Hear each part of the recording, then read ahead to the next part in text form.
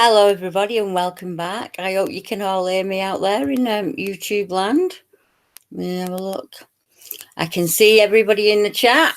Sorry about the advert. I don't know why that's popping up. If it's popping up for you over there, that's something in my settings, and I need to change that. So can somebody give me a thumbs up in the chat so I know that you can all hear me?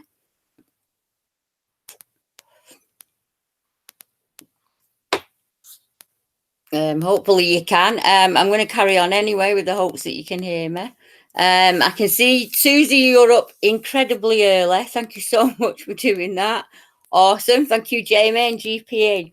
Right, I'm going to try, hopefully, over the next hour to combine what's happened since I last was live in August, up to May, up to today, and then we're going to take it forward and let you know what's going to be happening. Hi, Stu. There's Stu. He's your Northeast coordinator. I'll touch on that in a little bit. Right, let's get the sad bit over and done with first. So, as you all know, in August, I did a live feed and we were having one of our very first meets. And unfortunately, I had to head home because my dad was very poorly and he passed away. So, as you can imagine, that kind of knocked me for sick. So, lots of things have been going on in the background in the last couple of months, but I haven't really been interacting much. But hopefully, that's over now. And I have to touch on my poor dog because I've had lots of people writing and asking me and email me. Our Leroy was 18, so we had him a very long time. We were very privileged. And he passed away on Wednesday, so that's why I've been so quiet this weekend. But I didn't want to let you guys down because there's so many people out in the background doing things that I thought, if I can't do this, then I'm absolutely useless. So this is why I'm here. And that brings me round to BBR. As many of you know, years and years ago when this started, and I started the British Bigfoot team, it was just for UK reports. Well, we've been incredibly fortunate as the last 2 years have rolled on, and we've been able now to join an international representative on the collecting samples for hominids, let me say it that way. And you'll know lots of the guys that are in there. There's Igor Seb and Dmitry Banov from Russia. Chris Murphy is one of the Canadian guys. He's opening a new Sasquatch museum in Canada, and we here will have our own UK section of that. So finally, we've been recognised on an international basis. And that means now that we have people that can, A, give us lots of hints and tips, but more importantly, any evidence that's collected can now be tested. So if you've got hair samples or footprint casts or anything like that, now we can have them looked at. One of the gentlemen I've been talking to is Dr. Jeff Meldrum, and you will know, all of you know Dr. Jeff. He said he's more than happy to have a look at any footprint finds that we have. And then we have Richard Sewell as well, who's done a lot of work in America. So there's about 30 of us, and we've all banded together. And it means that now we're basically, BBR has gone international, let's put it like that. We've had lots of international members join, and I've also had lots of people ask me, how can they join? Get in touch with me, basically, Debbie Hatswell at gmail.com, and we can send you out a membership, an official membership, so you're an official member. Stu was my very first ever official member. He's got the first edition of that. But yeah, join us. We have memberships, we have badges, and over here in the UK, we are hoping to start doing some monthly meets. Now, lots of people have been worried about that because they're saying, oh, I don't think I've got that much experience. And it doesn't matter. It doesn't matter at all. We're all learning together. So my motto is, just pop along and join us and see what you think.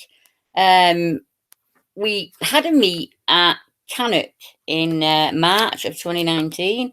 Lots of people turned up and it went really, really well. The first minute, it was a little bit awkward, and then people started to talk, and then it wasn't awkward anymore.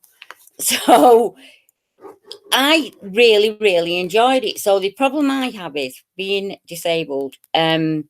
Public transport is terrible on me. I can't really do it. So when I went to Cannock, I had to get the coach, and it took me about 2 weeks to get over that short 5-hour period.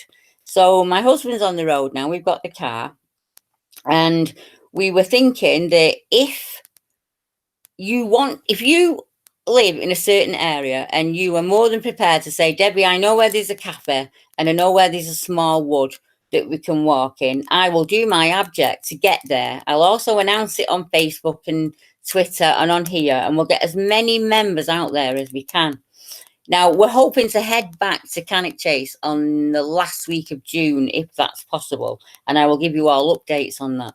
But there are so many areas in the UK that I would not possibly be able to do. So I've come up with this idea.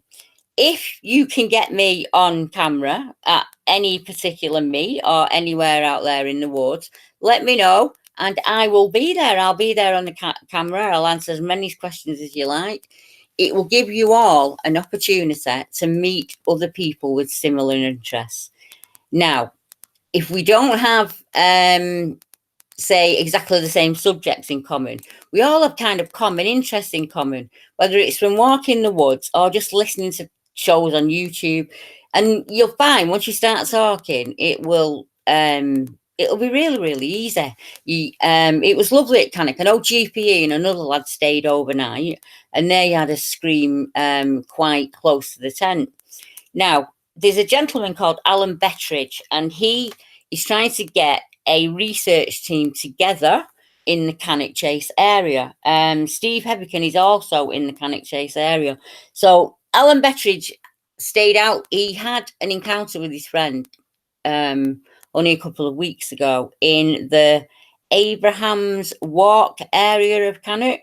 So he's interested in meeting up with either other researchers or other people that are interested who want to come along for the day or camp out overnight. He wants to get kind of a team together down there. Now, I'm all for it. To me, if you all get meeting up and you're chatting and if an account comes in from down there, that gives us the opportunity to get somebody to the witness as quickly as possible and into the area itself. Now, if you're thinking, oh, if I become a member, I'm not prepared to do any of that. Well, you don't have to. That's absolutely fine. Just listen to the show or read the articles. But some people would be prepared to do that. And I'm just sorry, I'm just getting a drink of water. I have always wanted to be able to do that in the UK. As you can see in the chat there are lots and lots of people. There's Stu Hill, Trev Cornwall, GPE that I can see just off the top of my head because I've not been scrolling, unfortunately.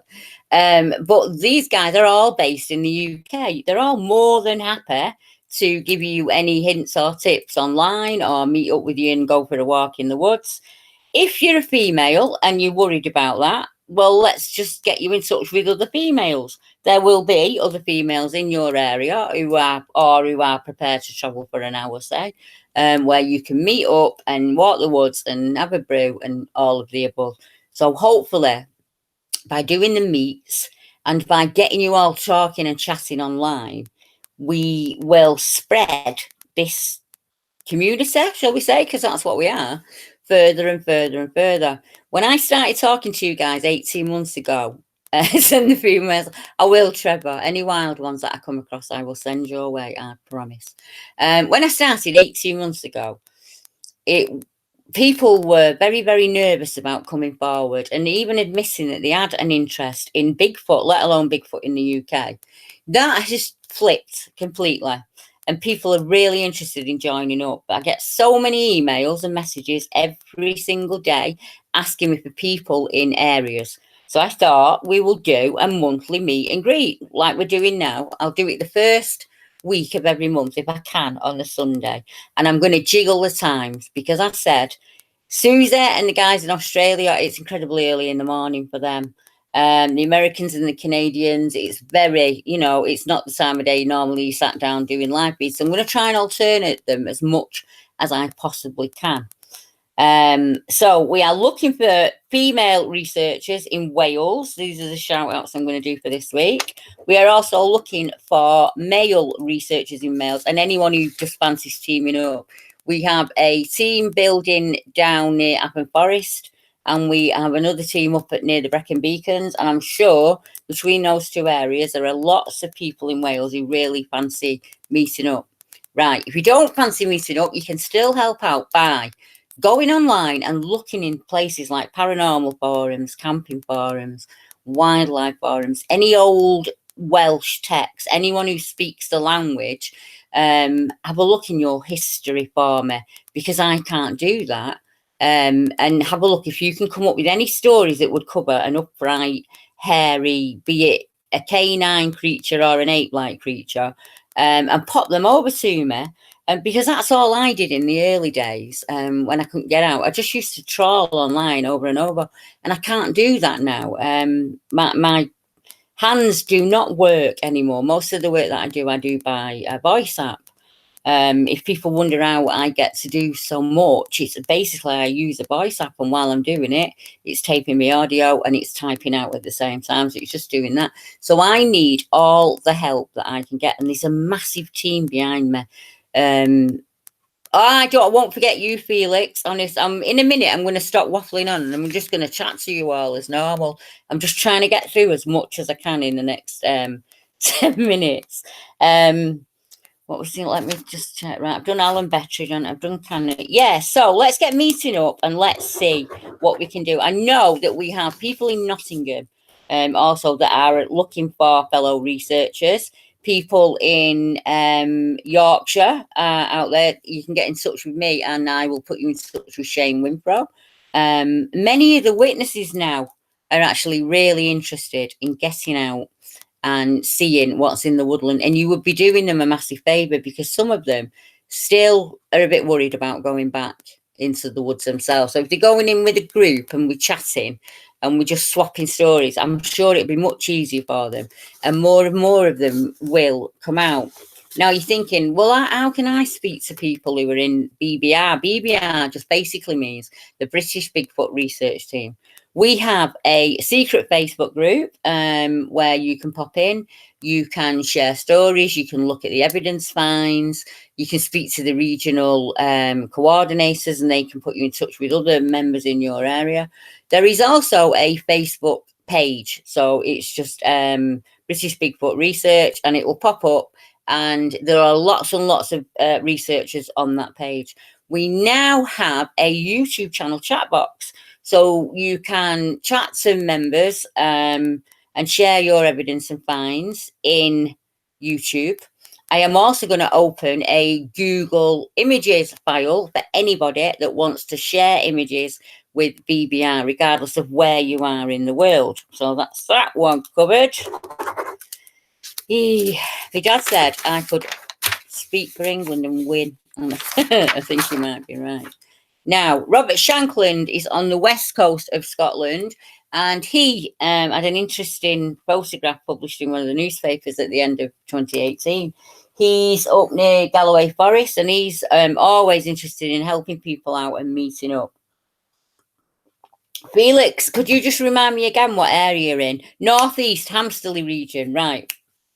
We have had a number of sightings come in. This is for the people in the northeast, between Killope and Harwood.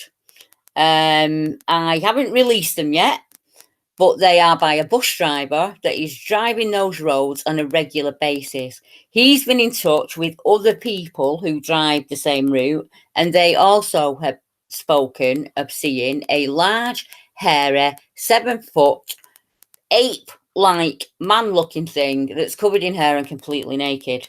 One of the bus drivers is driving the bus with a load of kids on the bus who see this creature as well. Felix, if you can just look down in the chat, get a hold of Stu Hill.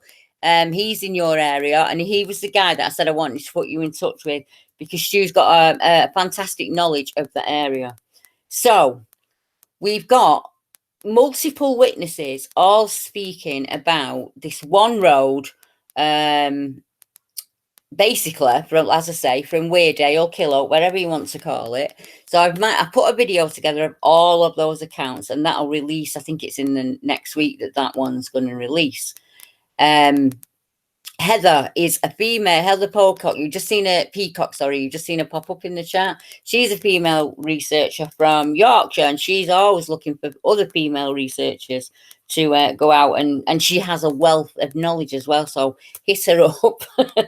If you want to know about each other's channels, if you click the three little lines, three little dots that come up at the side of a person's name when they comment, it will take you to their channel, and you can subscribe. And then get you all chatting. So where are we up to? Right, so we've done all of that, I've done all my shout outs. So now we can just have a natter. Oh yeah, the new book. People have asked me where can they get the book. I will add a list of links at the bottom of this video, so when it shares on YouTube you'll be able to get to them. That will link you up to all of the things that I've discussed today. So you'll be able to find us on Twitter, on Patreon, on YouTube, on, I'm trying to think, we're trying to cover as many. I've got people now on different networks, and I just give them the information and they put it out there. But I've got so many of them doing it now that we hoping we can bring you all together, i.e. on the Facebook page or in YouTube or an email and things like that. So try and get as many together. If you would like to come on now and chat with me about anything, just pop your email in the comments for me, and I can copy and paste it, and I can bring you in, and you can speak loud and everybody can hear you. If you're not up for that, that's fine. We'll just have a chat between ourselves, because that's what we're doing here today. What I did, the other thing I wanted to speak to you about was Randy. He was a Canadian guy that I spoke to from Edmonton, and he gave me a account of he never said the word Sasquatch at all. He kept saying a hairy creature, really thick, muscled, no-necked, hairy creature that took the moose down within the woods. When I was chatting to him before I took his account, I realised that he was a nature guide in in Canada, and had been for an incredibly long time. And the amount of stuff that I learned in the hour that I was speaking to him was mind-blowing. So I asked him if he'd do some videos for us, explaining some of the very old ways where how trackers tracked, how they stay out there in the bush, little hints and tips and things like that, and also a lot of animal behaviour, how the deer move through, what you need to be looking for if you want to be following the deer, all of that. He said that he'll make some videos and he will share them with us. And I was I was just amazed that he'd do that for it, that he'd take the time to do it. It was, Jamie, it was an amazing account, and taking it was amazing. So I said to him, if you don't mind, I'm so used to talking completely on my own with nobody there, that I found that I'm talking over my guests, and it's a bad habit and I need to stop it. So I said to him, is there any chance that you could talk about the encounter while you're walking around?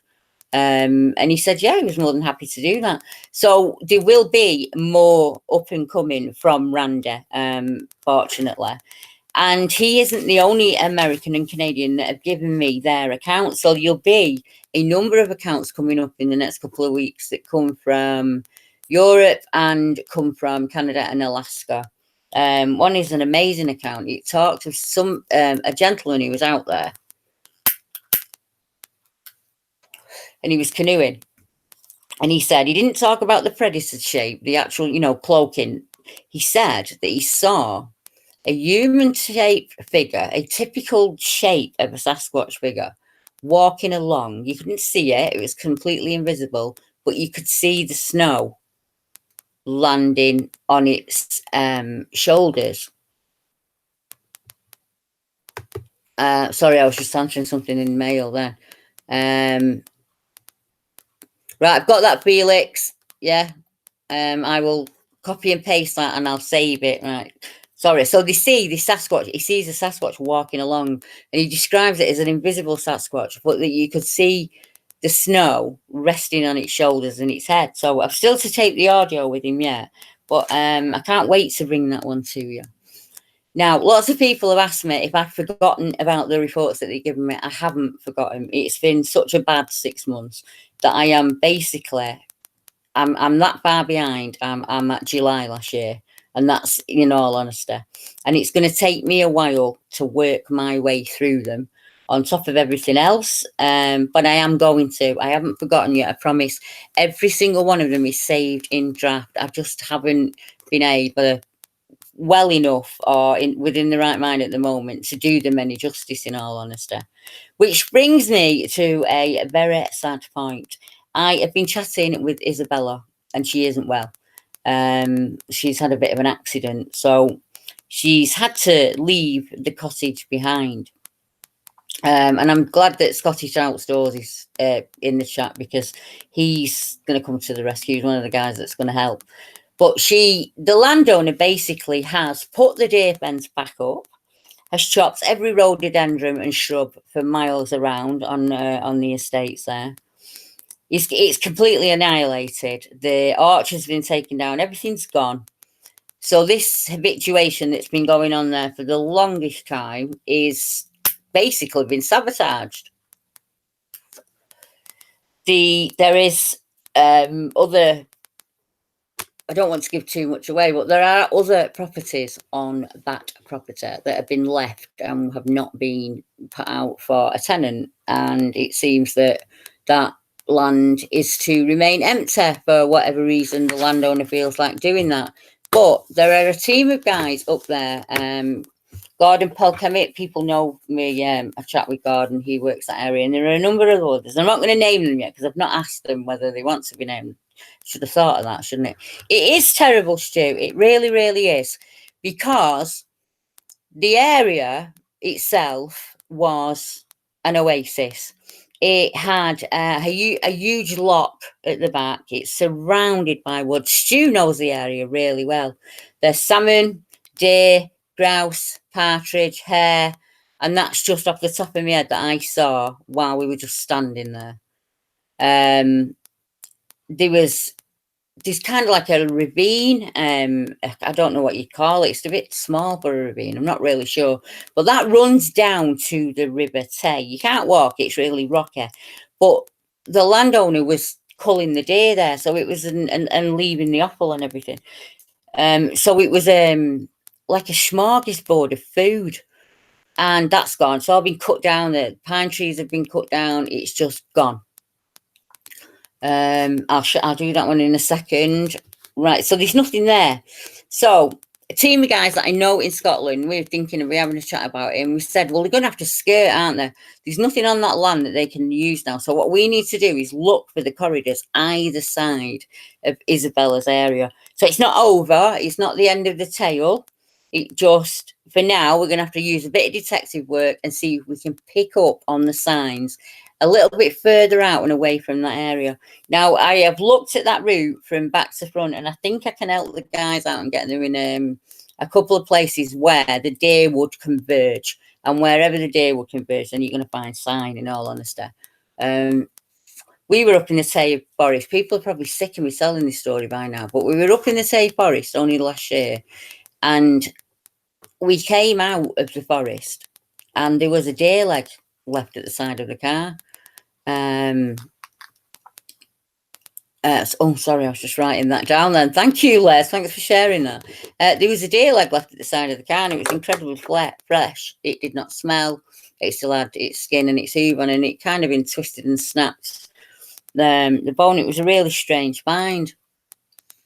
So I'm hoping that as the year goes on, the lads will be able to pick up on those routes that are running. They would now run either side, wouldn't they, of the cottage? And that's the hope, that we can find them and pick up on that route. But I don't think we're going to have much trouble, because I know the area, and it's not ended things for them. Let's say there's about 1.5 miles there where there is no point in them using that route anymore, but they will adapt. Believe me, will they adapt.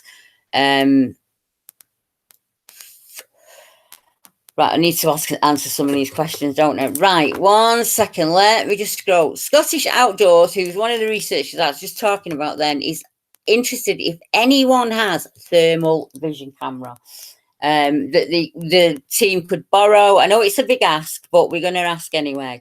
I have written to Amazon and eBay about 12 times now, and said that I would really like to start recommending products with the researchers out there, just in the hopes, really, that we get the free, bit of free kit. But I will do what I can. I'll have a ask around. There is one person who I know as a thermal imager, and I wouldn't put you in touch with her because she's a complete and utter fraud. So we'll have to find another way of going about that one. But I think Karen Charlton, she's an outstanding researcher, incredibly honest, and I think she might have access to one. So I will make a note of one myself. Right. Back in the 90s in Loch Lomond area of Scotland, it experienced a very hostile feeling. Right, Les, that comes up more than you can imagine. A feeling of being watched, or a feeling like you're suddenly in somebody's kitchen and you need to get out of there. That happens over and over and over again, and it trusts your gut. If you get that feeling, because I know, I can't pull my map up at the minute, but I know I've got accounts up there at Lomond. Let me see if I can get my map up. And if I can, I might be able to share it with you. Just give me 1 second while I do this. I'm absolutely useless at tech me. Go back here. Right, somebody else has asked me in the, do I believe that there are more than one type of Bigfoot in the UK? I would have to say, yeah, because that's how the sightings come in. You either get sightings where they discuss, absolutely no, I can't share it, unfortunately, when they'll come in and they'll say it looked like an ape man, or it looked like a man and an ape combined, or it was this hairy, typical Sasquatch, ape-like looking creature. But then there are the ones where they say it looked like an ancient man, like a caveman, like a Neanderthal, something like that. So yeah, there are those two separate descriptions of them. There are also, there's a bit of a crossover, because some people are reporting werewolves with an ape-like face, hands, feet, no tail, no ears on top of the head. Now, I'm not sure if that's because they don't know what to call it, but it's a typical Bigfoot kind of description. But then you also get these canine type creatures with a snout and ears on top of the head and paws rather than hands and feet and tails. And people will call them willy-wills and dogmans and whatever, but some people call them a Bigfoot. They'll say, I've seen a hairy Bigfoot creature, but when you get the description, it's clearly more canine. I don't know if they are the same creature or different creatures. I can only go off what I know myself and theory-wise. And the mapping. The reason I started to map, the map does more than tell you about an area. A map will tell you where there is a congregation or a conflux. So if you were mapping a person and you say, let's do it really easily. If you are a burglar, this is how I was taught. If you're a burglar, you will have a home territory where you're incredibly comfortable being. Now, if we can map each one of those crimes, your dwelling or a place that you are completely comfortable in will be in the center of that circle. And it works for murderers, it works for everything. People use it to map populations so they know where to build new towns. So for me, I thought I'm going to map them, and then if they are paranormal in nature, I thought it was this easy in the beginning. If they are paranormal in nature, the map will be random. There'll be no pattern. If they're flesh and blood in nature, there will be a pattern. There should be a pattern because they must be going about their daily lives last week. But the map shows both. So, and it also shows that different creatures are moving in the same area. Like the Medway, we'll go for the Medway, that's a good example. Lots and lots of ape-man, Sasquatch type accounts, lots of caveman, ancient man type accounts, and lots of dogmen, werewolf, up on two legs, kind of account. Now I'm just going to keep rambling because I can see that you're all chatting, and that's what I want. That's more important to me than what I'm waffling on about. So yeah, there are definite, I don't know what's got title. Let's give it, say there are definite, I don't know what the word is. We have the typical dogman type thing. We have the typical werewolf where it's down on all fours and then it stands up onto two legs. We have the typical Sasquatch Chronicles shape like Pate, the Bigfoot. And then we have this caveman Neanderthal. For me, it's all those things.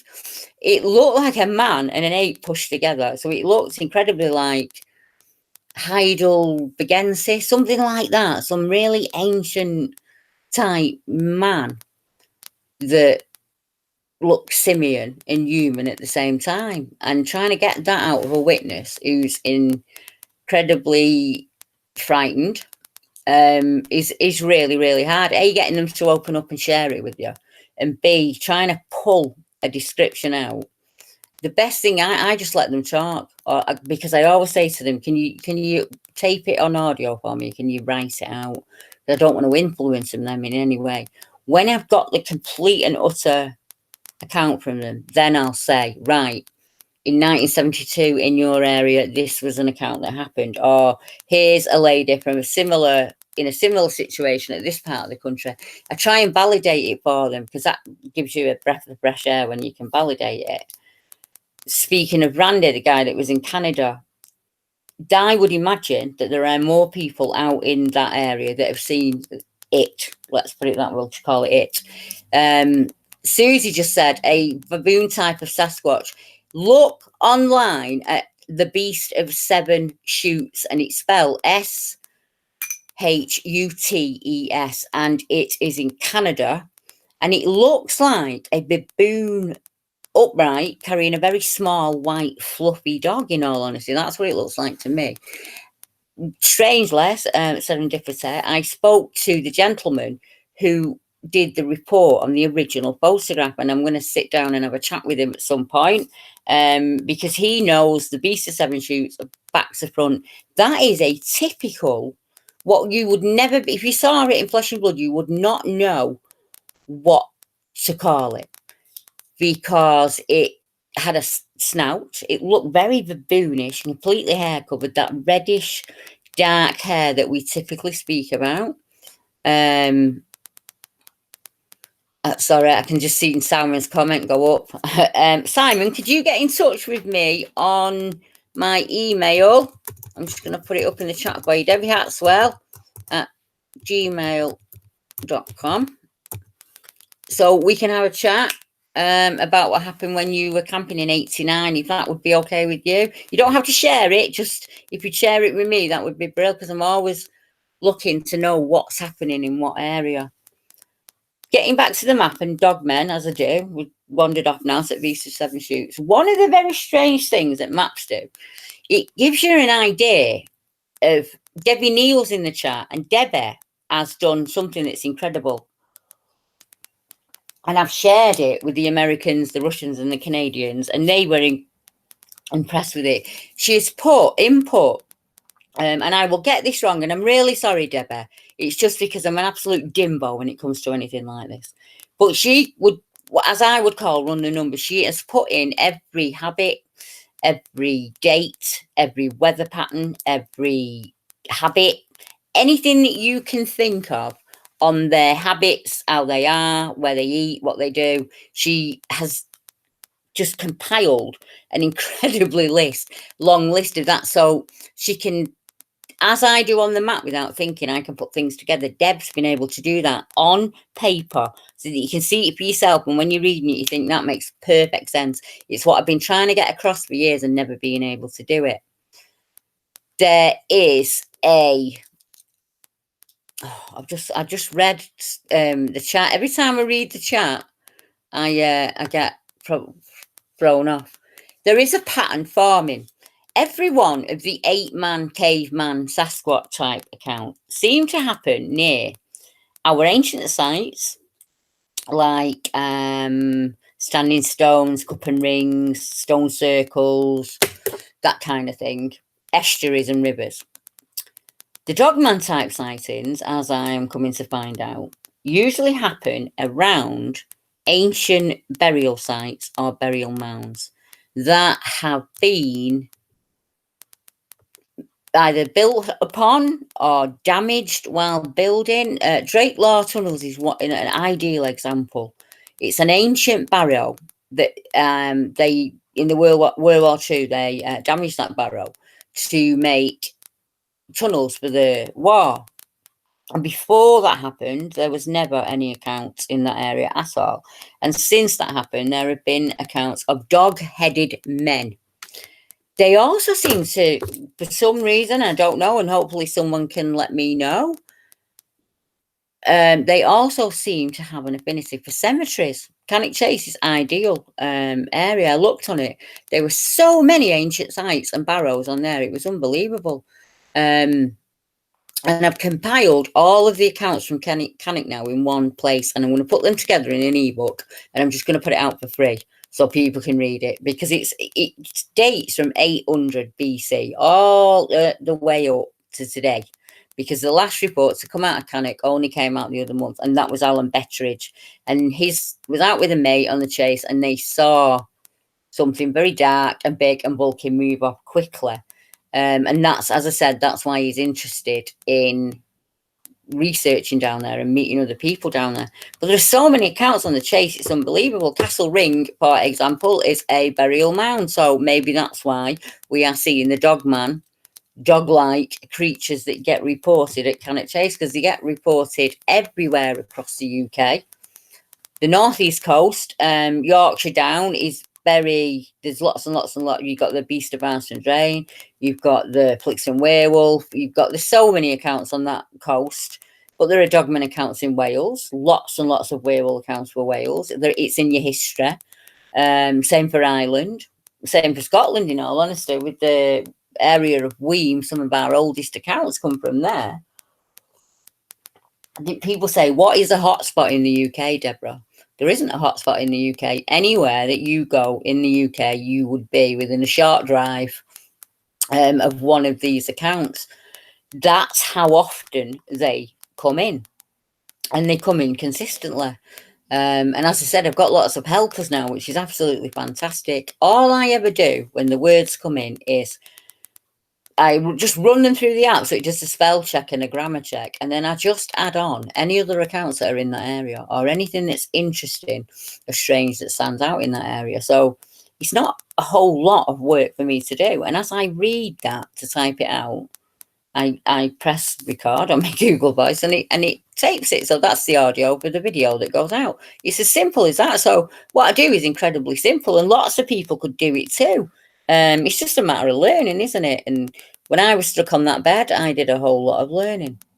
But there are loads and loads and loads of researchers that are out there that are more than happy to help you. I can see you all chatting about clapping hands, and people say to me, what do you think about hand clapping and wood knocks? I'm not an expert. Try what you want. Try anything. Why not? It's, people knock on trees, don't they? They do wood knocks. They do that clapping hand in front of the mouth. That carries much further and does sound better. And that, to me, is more plausible than a wood knock, because for a wood knock, you need a stick, don't you? And the perfect tree and all of that. If you can master that hand clapping technique in front of your mouth, it echoes across the wood.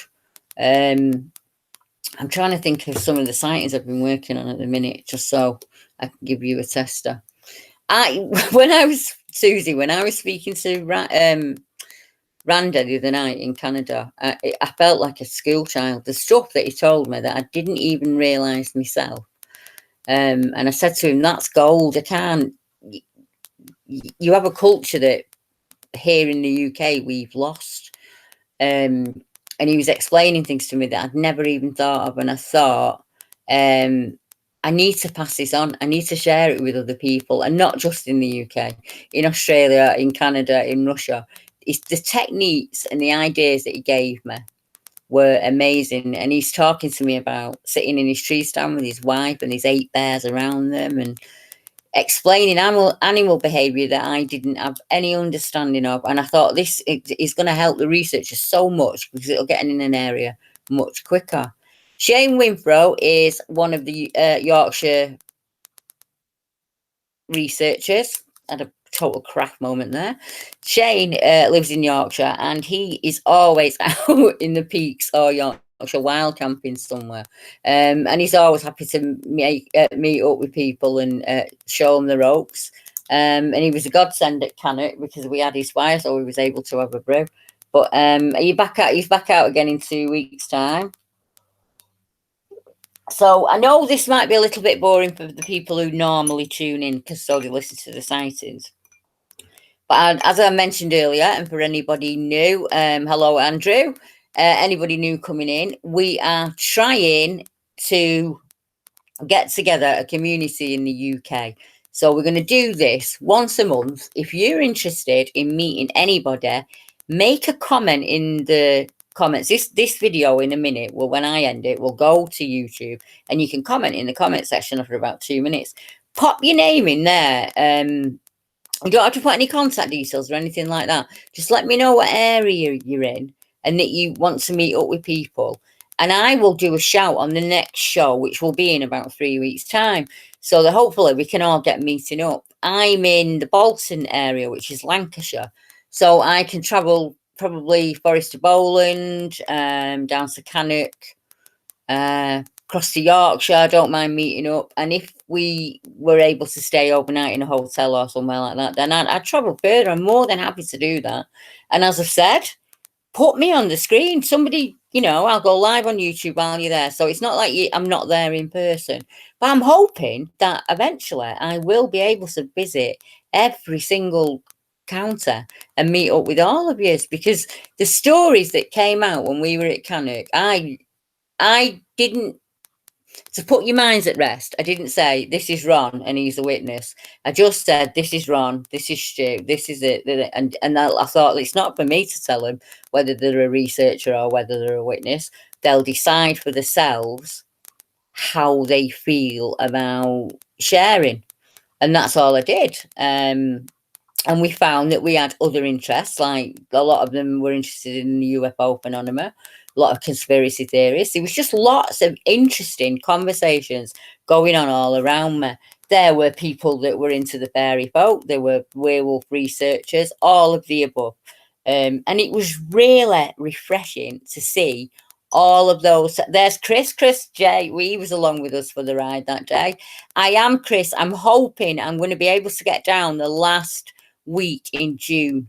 Mark's just waiting on the car being delivered, so I won't have to do that coach journey. It took me about 2 weeks to get my legs moving again after that meet.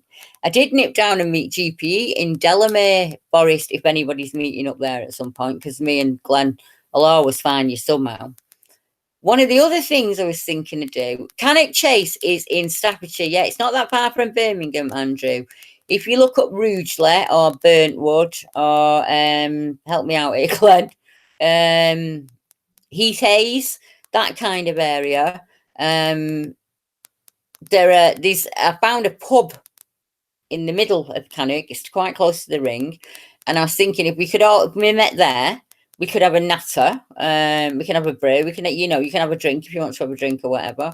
Even if I cannot do the walking, Mark, my husband who's coming with me, he will make sure that he will get me to a spot where I can be and I can talk to you all. Hopefully Kaz will be along, but there'll be a lot of people out there who are up for a walk and a move around. I can do a little bit, I just can't do a whole lot. And so anybody, whether you're able-bodied or not, you can come and sit next to me and we'll just have a natter.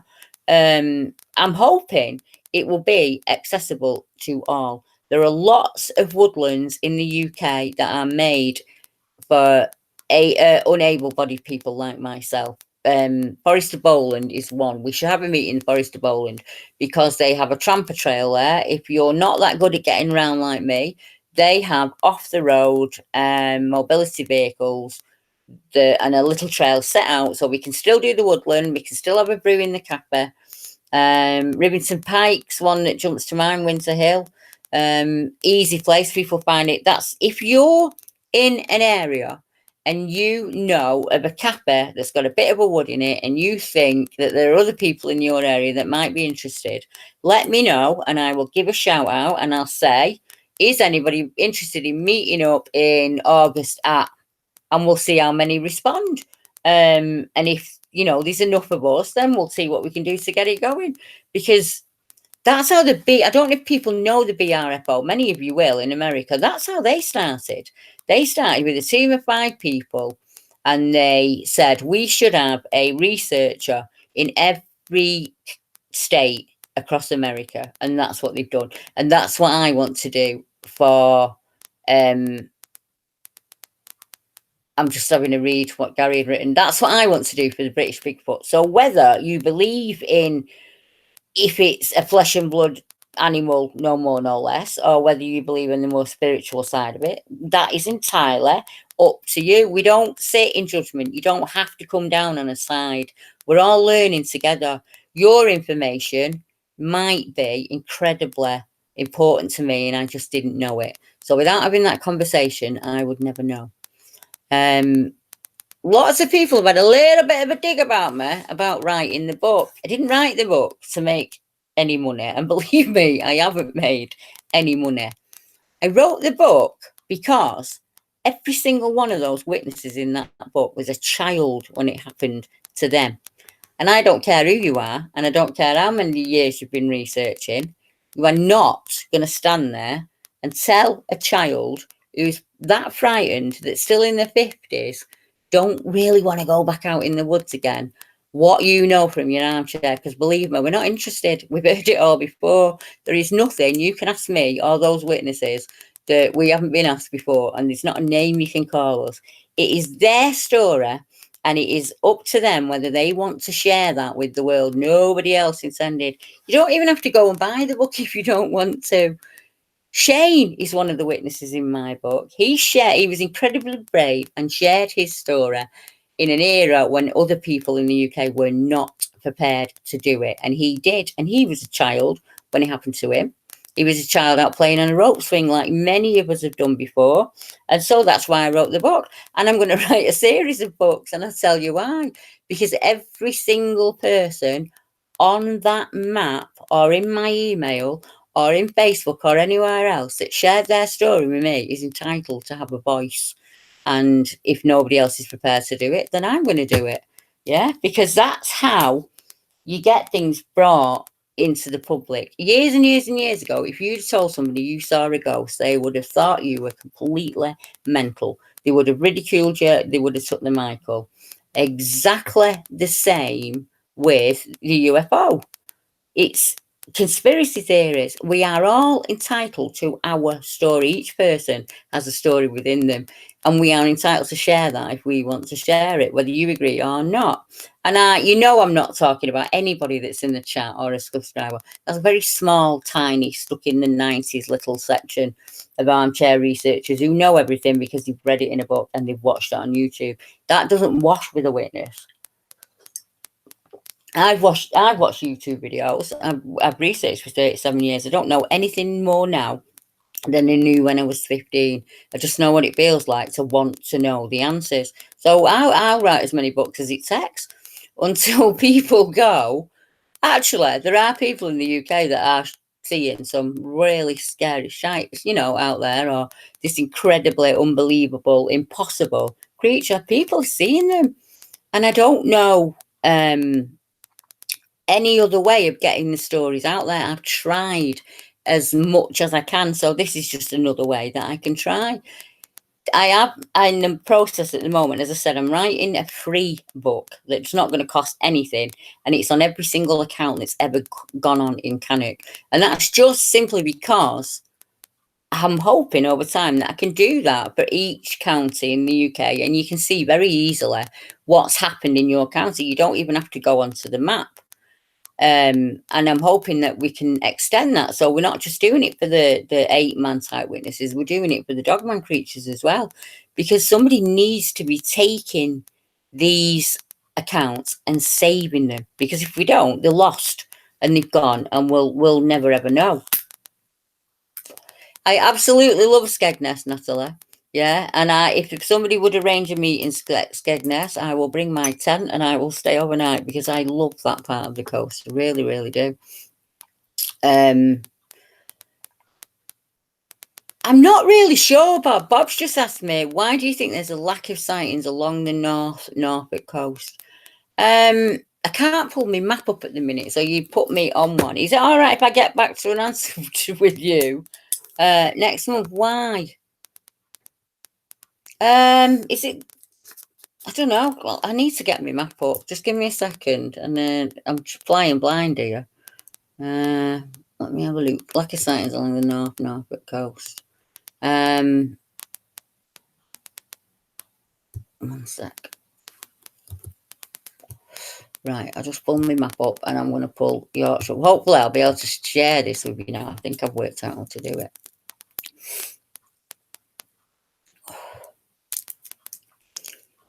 Now, if my audio crashes, I'm sorry. That might be because I'm trying to upload my map. There's a massive amount of information on that map now, and it takes up so much data just trying to run it now. Let me see if I can share that with you. Let's set the website down. We don't need that. Hey. Come on, Deb. There we go. Right, I think I can do this. So we will have a look and see if I can answer that question for you. 1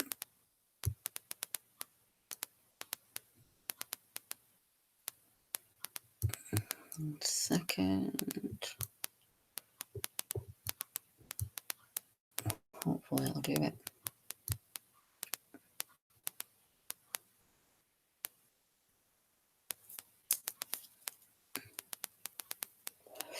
You should just be able to see a blank screen now as the map comes up. Let me have a look. Normally, for sightings, you need a witness, of course, and the creature itself. Sometimes the area can give me a little bit of a clue when I have a look. And sometimes the answer might just be, I just don't know. Come on. There we go.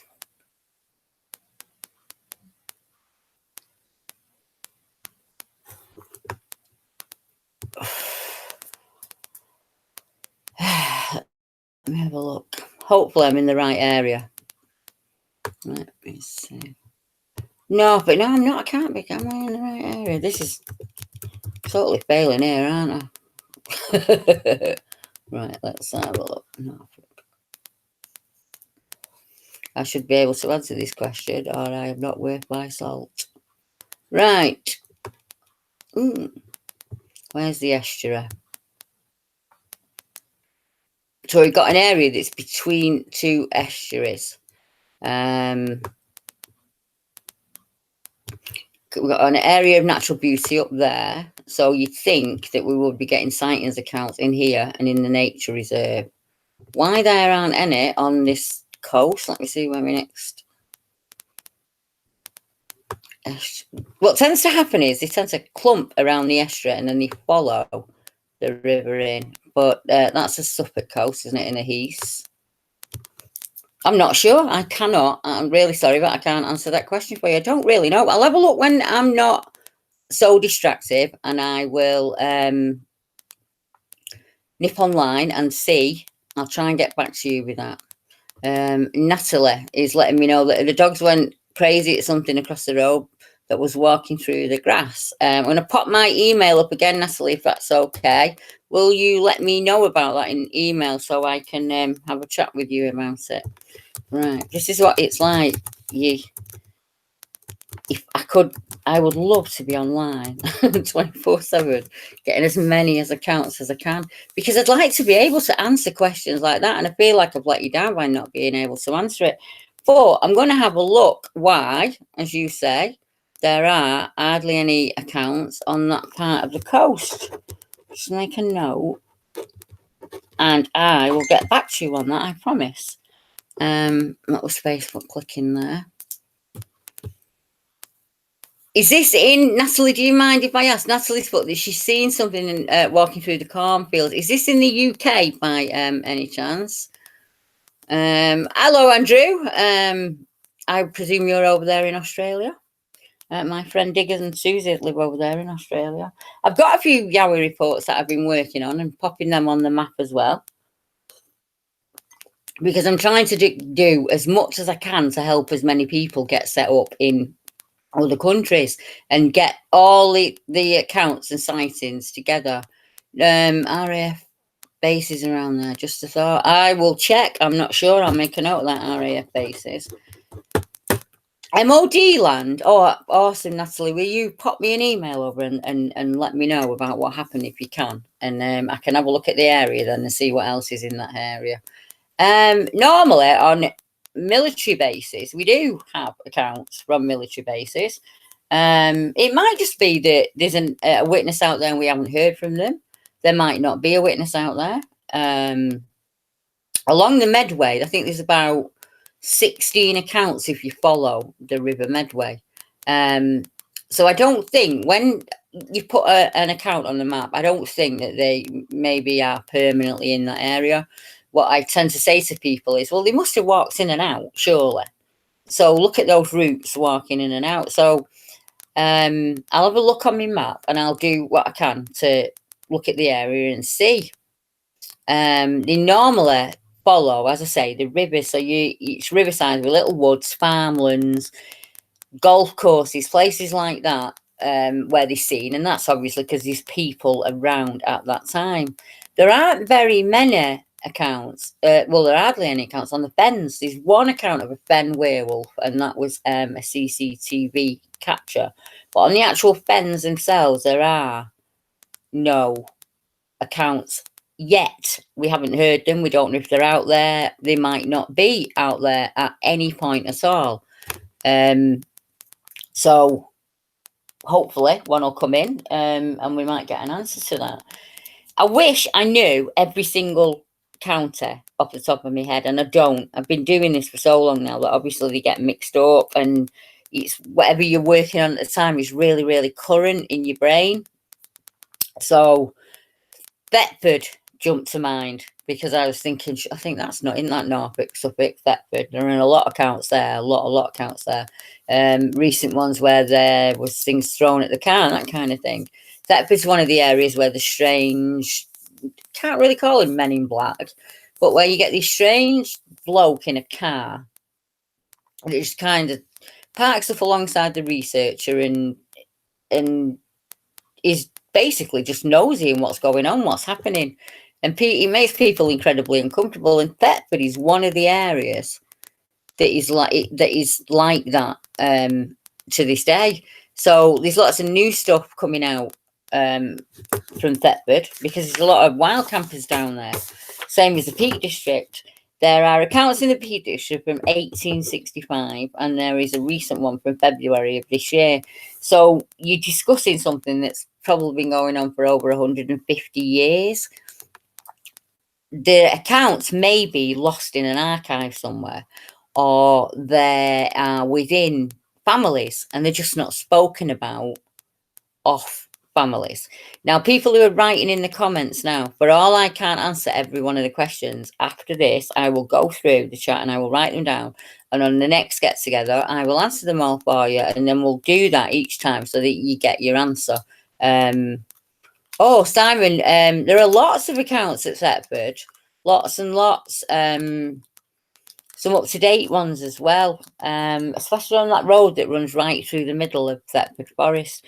Ruth O'Connell, who's one of the British Bigfoot team members, she went and visited that area the day before we all met up in Cannock, and she said herself, there's another lady, my friend called Dawn, she has a narrowboat and she travels the country and she found some incredibly strange structures at Thetford, and she nips there every now and again. She's just been to Rendlesham and had a look in the forest there for me. Wild campers are a good source of witnesses. We were talking before about the northeast accounts, Harwood Way, Kilhope. I've had another account coming through, Fell Wanderer. Most of you know him. He's one of the wild campers up that end. And a gentleman's got in touch with him that's had an encounter also. So the northeast at the moment is alive. Lots of reports of Morpeth area, Harwood, as I say, Killope. Lots of new structure, lots of new sign.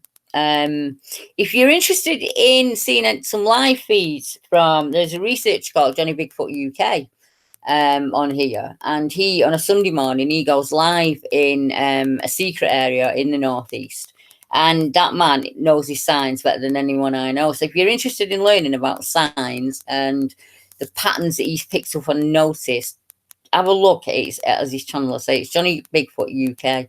And there are a list of British Bigfoot team members channels on my YouTube channel. If you have a look, they're all on there. And if you want me to share your channel and you're a new researcher out there, just let me know. When I do, I can pop it up. Hello, Mid-South Sasquatch. We're just having a general natter about BBR and the team.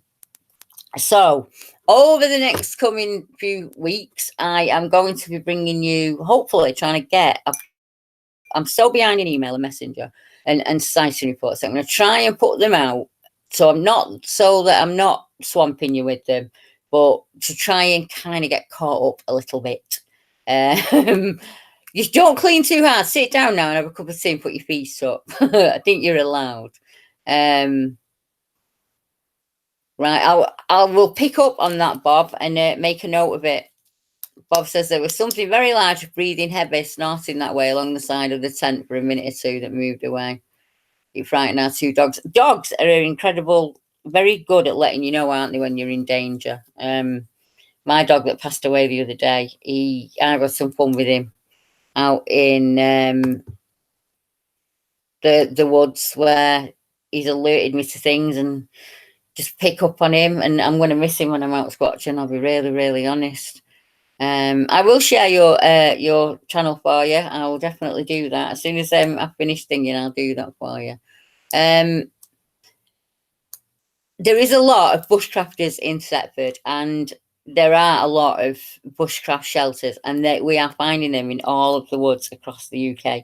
So if it's sawn cut wood, if you see twine, if it looks like your typical shelter, a drying rack for wood, if you think this looks like a human's made this, it probably is a human that has made this. Think about it logically. If you were going to make a shelter that you're going to hide in, you're not going to make it out in the open like that where people can see in through the sticks. It's just not feasible. The shelters that you tend to find are much more natural, normally interwoven with still green shrubs and ivy and that kind of thing.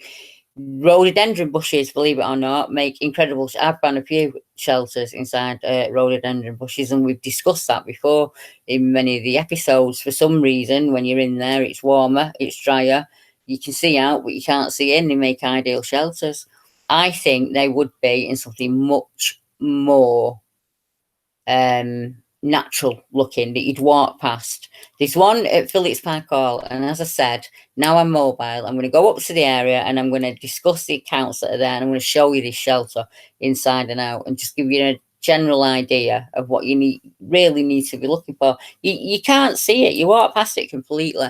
It's only was found by accident, in all honesty. And there are 2 accounts in that little bit alone, within a mile of each other. One of the things I've been covering is roads and how many accounts you get on single roads, like the M6, for instance, or the M1 and things like that. I'm hoping that over time we'll be able to log a few more routes down the green corridors. But that's a work in process for now. So my best advice I can give you if you're looking for an area is, look, find your local river, find the little streams and brooks that run off that river, and look at the woodlands along that way. I don't know Haffron Forest until I pull my map up. I'll make a note of that. Haffron. Do they have a YouTube channel, Gary? Do you know? And then I will nip over to YouTube and see if I can get anything out of them. Yeah, One Well Woods, Shane. That's come up for me before. I don't know why I remember that. I'm writing all these down so I can go and check my map. But yeah, so that's the plan really. Get BBR up and running as best we can. Get people teaming up. Don't forget to get your memberships. If you don't want a membership, chuck a subscription our way, or click like on the odd thing. Yeah, donate, PayPal, anything you can to keep the team moving forward. The money's not for me. It'll go out to people in, as somebody was saying before, they need FLIR. We need to get some money together so I can buy a FLIR and get it out there. I can buy GoPros and I can get it out there to other people. And that we can do that, and hopefully we can say, you don't need to be looking at this. You need to be spending your time looking at this. Let's get people educated. You do, Mid-South, you really do need to be looking for what looks more like a natural blind, I would think, than an actual A-frame shelter. It's just humans that like everything regular and, you know, throw a quick tarp on it, something like that. And I have seen unscrupulous experts who told people, oh, Bigfoots will use twine, Bigfoots will use string. I don't know, but it's not something I'd be looking at. I'd just be moving on. There are some incredibly strange glyphs that we can't account for, and a lot of the researchers doing work on that. That's not really my department. I basically take the witnesses' accounts and share them with people. I think people think I run all of this on my own. I most definitely do not. There's a whole team of people behind me. They run the Facebook groups. As I said before, there's lots of people running different, even Reddit now. We even have somebody that's running a Reddit account for us, so we can try and get accounts that come in through that way. So we're just trying to spider web our way out across the country and just try and meet up and link up with as many people as possible. I seen somebody ask about orb lights. I think it might have been Gary in the chat. The first time I noticed them was in an area in Scotland that is called Culbin Forest, and we have a researcher that lives up there between Culbin and Clarborough, and people will know it as the Battle of Culloden. That area, for some reason, when the researcher was out taking photographs or images, these strange orb lights were showing up, and they were showing up in the daytime, which is even stranger. And she would, a normal pattern was like 5 a.m. in the morning when she'd walk. She's not that far from the Moray Firth, so she's not daft. She knows like what the lighthouse looks like and what the moon looks like and stuff like that. And she was picking up these really strange lights. So when I started talking to other researchers across the country, they were finding the same thing. Not all of them, but some of them were finding that in a lot of the pictures or in a lot of the videos of these strange orb lights. And it's recently happened to GPE, and he's in the Midlands, where it's amazing. It looks like one orb that manifests into two and then they move off together. Energy of some kind is my personal opinion. There are lots of theories on what it is, but for me, I'd say energy at its purest form, maybe. I know Hank this week, I've not had a chance to look at it yet. GP sent it over to me, and it looks like a fairy in all honesty, in the little bit that I've seen. Ghost lights are another word for them. Thetford is one of the areas where they're mentioned. I wondered if it had anything to do with maybe the geography of the land, or I'm really not sure, because they pop up in quite a few areas. So just ask people to just save those photographs and see if we can come up with a reason. Let me just, I really need to, I missed something. Oh, see, I need to pick up on all these hints and tips there that people are giving out. I missed out on that one then. Humans look from kneecap to nose. It's right. That is exactly what we do. We only ever look in a very narrow window. We rarely look left to right. You watch a bear in the wild when it walks. It swings its head in all directions, checking up and down. And it was something Randy said to me, that they can constantly checking all around them all the time. We don't do that. We don't look up. Hi, Joe. We don't look up. We don't look down. We don't look sideways. We just have this purposeful walk, and we just walk forward. That's why I say to people, try and get yourself into one wood that you know inside out, and just sit in it for a bit, sit in it for a while. There is a researcher in the chat now, and I'm not going to name him, but he has been at this about 18 months, 2 years, and it's only just started to happen for him because he has learned those woodlands inside out, and he goes in and he's at one with nature, and you kind of give out a different intent then. You often hear him speak of Hamsterley, as we get back to the northeast, was an area where we had researchers that pushed into an area, a kind of like a ravine, and it was clearly blocked off, and they tried on numerous occasions to get in it from different directions, and each time they came against a blockade they pushed further in. And obviously now, in hindsight, they were basically ignoring every single warning that was out there, and just ignoring it and just pushing on in and pushing on in. And they got chased out of the area on the very last occasion. And we're absolutely terrified about going back in. And it was, I said to them, you've missed lots and lots of warning signs. Little stones were being thrown at them to the point they were getting hit in the face and things like that. And they still carried on, and they still pushed in, and they just refused to ignore everything that was there. Or at the time, as I say, it was so early on in the research that they didn't understand that they were pushing past lots of warning signs. And people are out in the research areas, they're hearing growls, they're hearing whistles, they're talking of this heavy thud. One of the reasons I'm hoping we can have these monthly meetings is I can discuss that with you and say, right, people, this past year, the last 6 or 7 weeks, I've been talking about this huge thud. I've experienced it myself, not this year. Last year I experienced it, and it's like the ground shakes, and I have no idea what it is. But other people are asking me about it. Oxfordshire this week. Let me get my dates right. Oxfordshire, Links, and Arbroath. This huge thud in the ground, so it feels like the ground shakes. Other people talk about hearing this really strange noise, almost mechanical, like an energy or a buzz. I don't know if anybody else has experienced that in when they're out there, but some people talk about this strange buzz. I don't know if you mean infrasound or this kind of low humming buzz that other people talk about. I'd have to look into it much more. Hello, equalizer. I'd have to look up into it much more. But anything strange like that you know of, just jot it down and make a note of it. And then if you hear me mention it in one of the catch-ups, let me know, because obviously I'm trying to answer questions with people and I really don't have the answer. The only way I can answer them is by asking everybody if they're experiencing it.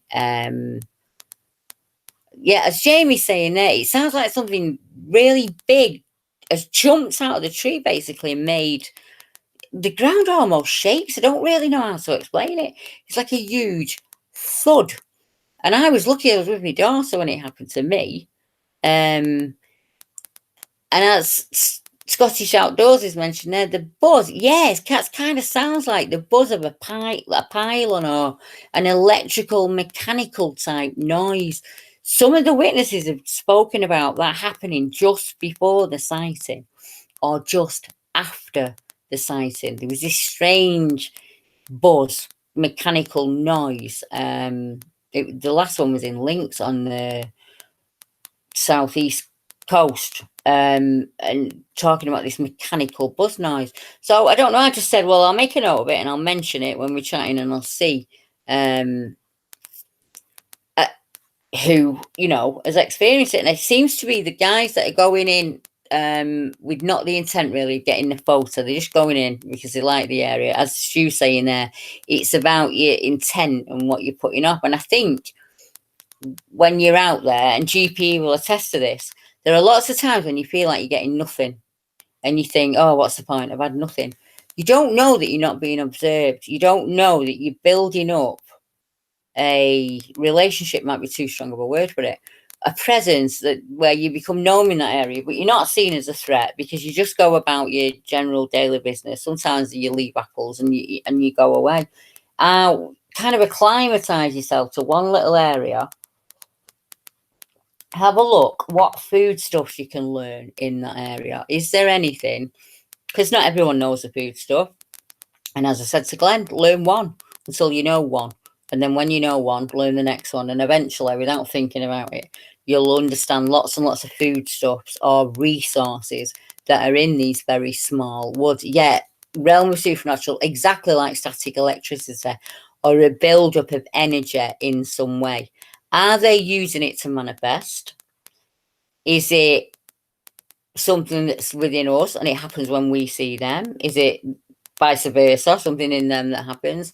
A kind of infrasound mechanical noise that tends to happen round about the actual site in itself, more than the area itself, because it's different people in different areas of the country that are reporting it, but they're reporting it all across the world as well. So it is the loud thud, the strange mechanical noise is being reported in Russia, Canada, Alaska, America, Japan. I'm trying to think, there was one, oh, Bhutan it was, where there's this strange noise that one guy even said, I actually looked up because I thought it was a low flying aeroplane. It made me look up and there was nothing there. And when he looked back down, that's when he saw this creature, and the creature exhibited that typical hid behind a tree, peeping out behaviour that most people associate with Sasquatch or Bigfoot, that kind of thing, where they keep the tree between themselves and you. Once you're behind a tree and that tree is blocking, you can move off quite quickly and disappear. As when I was talking to Randy, and he said that the creature that he saw on the second encounter when he was with his children that day, he walked into an area and the area was completely pit clean. He said there was no bark on the trees, there was not a leaf or a pine needle or anything like that on the floor. It had been completely pit clean, and it was in an area where it was thickly wooded. So, hello, Mr. Mason. How are you? Sorry, that threw me a little bit there, Stu. Right. So he's out in this area, and there's pins on the tree, and nothing on the floor, nothing like that. And this creature comes walking a hook from ahead, and he said it's a typical no neck, thick shoulders walking. And he said it acted as if when it saw them, it ignored them like a child would do, where if it ignores your presence, then you can't see it. And it kind of turned on the dial really, really quickly, and walked off into the woods and put itself behind a tree. And in the kids were crying, and in that kerfuffle, it dropped to the floor. Now, many of you know Paul Sinclair and what happened to him at Benton Cliffs. And that behaviour, that dropping to the ground behaviour, low down on the belly and crawling out of an area, is mentioned on lots of occasions. Bartray in Yorkshire jumps to mind instantly. The green man lay there. Someone asked earlier in the chat, what do I think about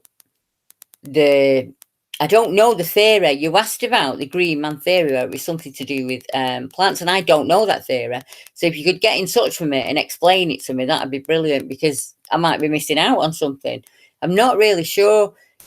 Some people say that they are using the shadow and the darkness to hide themselves. Other people say it had an actual green tinge to the skin, and they wondered if it was the algae that you get inside of trees that when you get it on your kit, you can't get it off. I don't know. I honestly don't know, because sometimes people see them and they say it was as if they were keeping the shadow directly in my eyes. They were using that sun to blind me, and I couldn't get a really good look at them, which is, for anyone who's in the forces knows that that's what you do. You want the sun to be in your enemy's eyes, because that instantly you can't see very well, and it shocks you. It's a little bit of shock and awe kind of thing.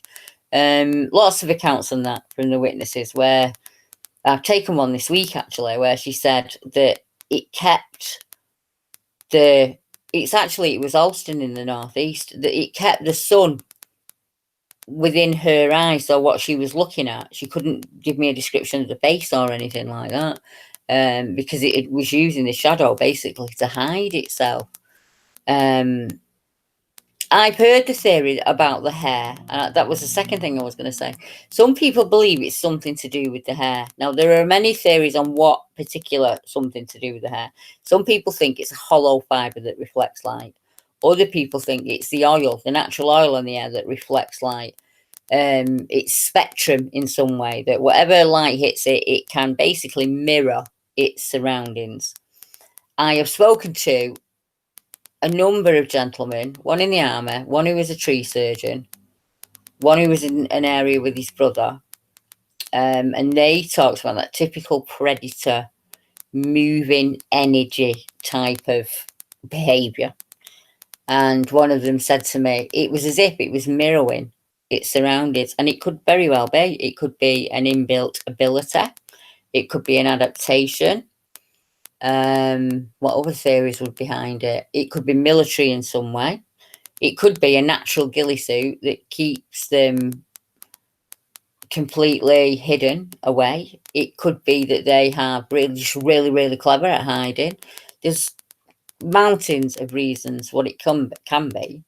We don't know, but we know that's kind of what they do. They can hide in plain sight, like a ninja or a marine or a British soldier can hide within plain sight, right next to your feet, and you wouldn't even have an idea about it. It's called camouflage, and it's used the world over, but by animals and people alike. But I'm not saying that's the answer. I'm saying it's that, because I don't know. Until I sit down with one of these people, guys, creatures, whatever you want to call them, and actually ask them the question, until they say to me, well, this is how it happens, Deborah. Well, I'm just guessing the same as everybody else, aren't I, really? I get called a know-it-all all the time. I don't know nothing. I know nothing more than anyone else that's out there. I'm just like you guys. I just soak it all up, and in the hopes that something will twig and I'll think, oh, right, now I know what to do. Maybe I'll go this way with it, or it might go that way, or, just something along the lines that'll give me a little hint or a thread that I can pull. In the early days, it was simple things like going into libraries and looking on the microfilms for like certain words like creature or beast.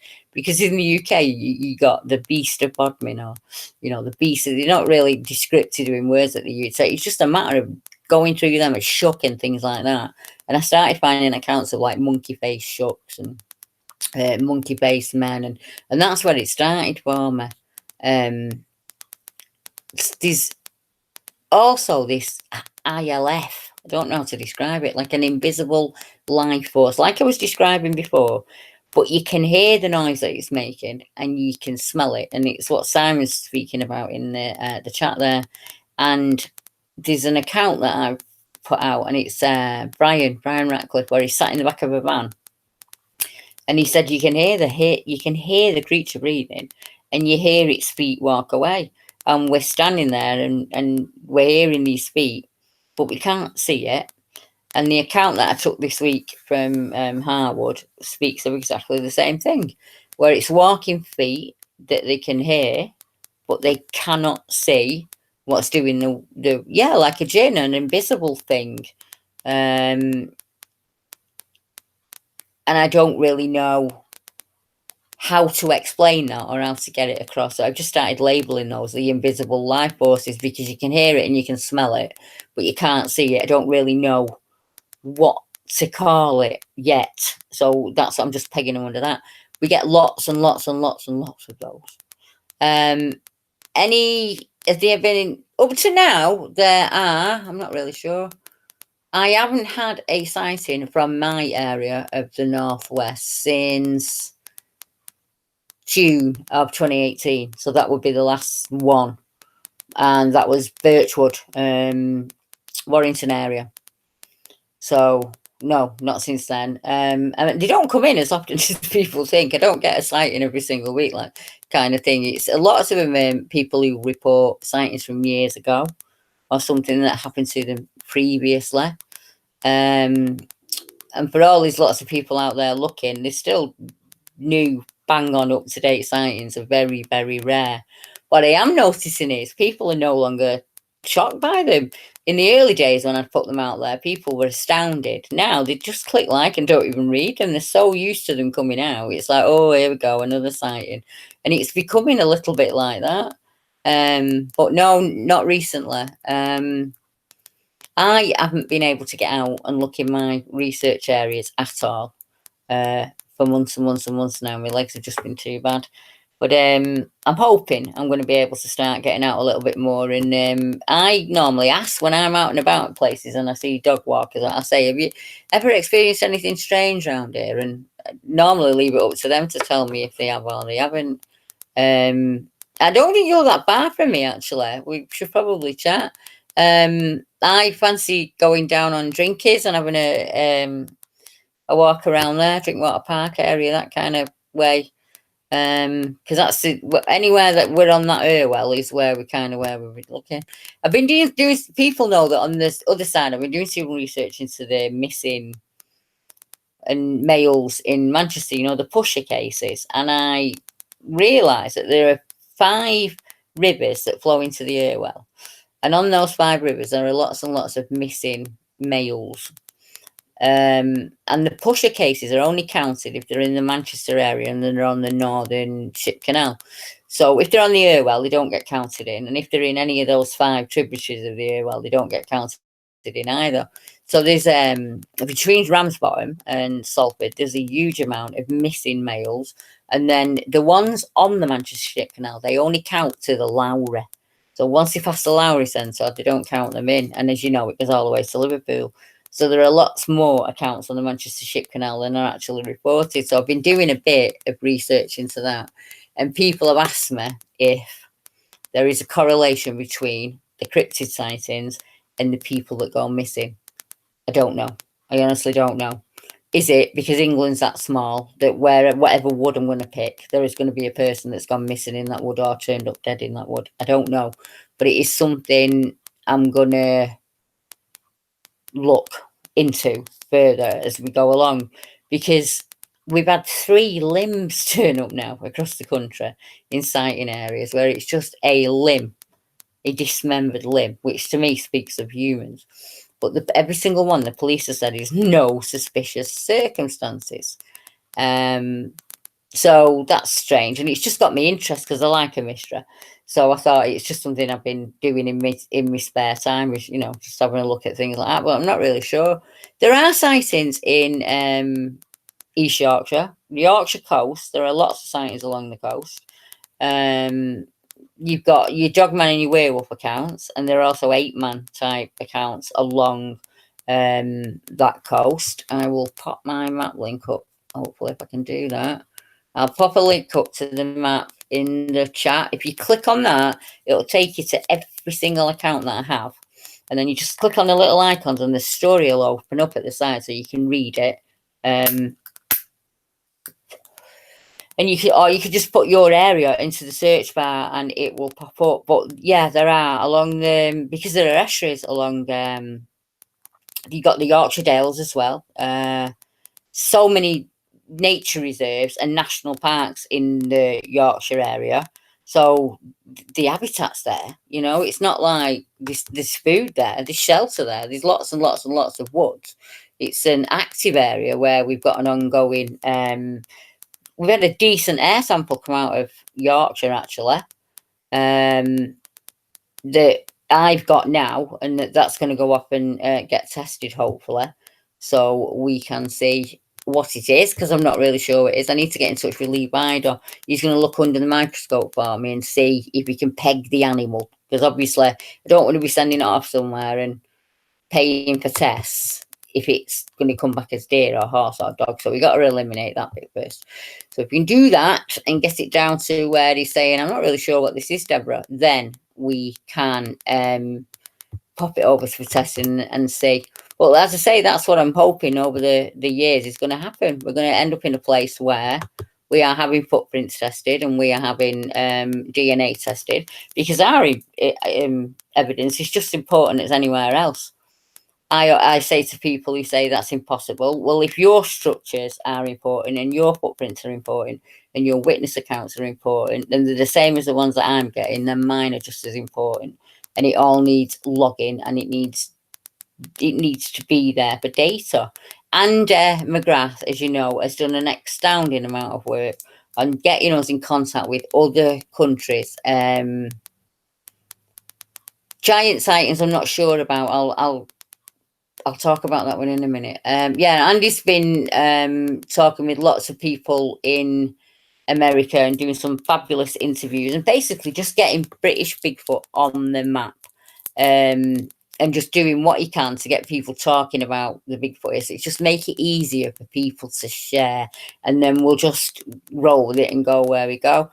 There are in Wales, there are the Gog and Magog giant accounts. Then there is an old ancient text that speaks of Albino, who in the 1st century came to England, as it was Albion back then, and mated with a race of giants. Scotland, you have the giants of Glencoe. So yeah, each one of our countries has a history of giants, but up to date giant accounts. The tallest account that I have ever taken is 8 feet something. On Ben Macdhu, you have talk of the spectre, the Brocken spectre, and that's supposed to be between like 10 and 11 feet high. But some people say that that is an optical illusion from the sun. I don't know anything about that. I do know of accounts up there on Ben Macdhu. Footsteps walking and people can't see the people making the noise. I've had lots of you will know. I'm probably going to get his name wrong, and I apologise. But it's Mr. Lapsarites. I think it's Keanu Lapsarites. He's actually been in touch with me and given me an account from a gentleman here in the UK who saw just that what we were talking about, that walking, being able to hear it and smell it, but not being able to see it. And it was an account that was sent to him from Ben Nevis, and he handed it back over to me. So that's one that I'm working on at the moment. I've got one from Cliff Barrickman from Dundee that I'm working on. And all these will go out over the next couple of weeks, so you'll be able to hear them. I'm trying to cover as much behaviour, as much habits, be as useful as I can, spread myself as thinly as I can, and just try and get us not where we need to be, because we're already there, if you know what I mean. Just try and organise it a little bit better, so it's not me doing everything and people are meeting up without me, because eventually you'll be sick of hearing my voice. You'll want to hear what somebody else has got to say, because they'll have better ideas than me, and they'll have ideas that I've not thought of yet. They'll have skills that I haven't got that you can utilise. Glenn will tell you, I go into the woods, I don't even get my camera out, I forget. Just when I'm in the woods, I'm at one with the woods. It's my safe place, is the wrong word, because it didn't used to be that for a very, very long time. I feel at home when I'm in the woods. I fit my own skin much better than I do in a city setting. But I don't have this massive knowledge of everything that people think I have. I'm just an ordinary nana that lives in an ordinary house. I walk around the woods. I don't even get my phone out. I'm looking at food sources, me, and what can be foraged and what can be ate and what's moving around and whether the wood looks healthy or not. I'm more interested in that, because that'll clue me into whether it's worth me spending a bit of time to in that wood, if you get what I mean. If I go into the wood and I get a bad feel about it, I don't go back, because I just trust my gut and I know I'm not supposed to be there. But I just haven't been fit enough to do it this year.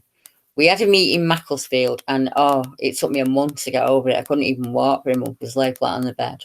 And like I say, same at Cannock, it's been really, really bad. So I'm hoping that that'll get better. I'm always going to have this disability. It's never going to go away.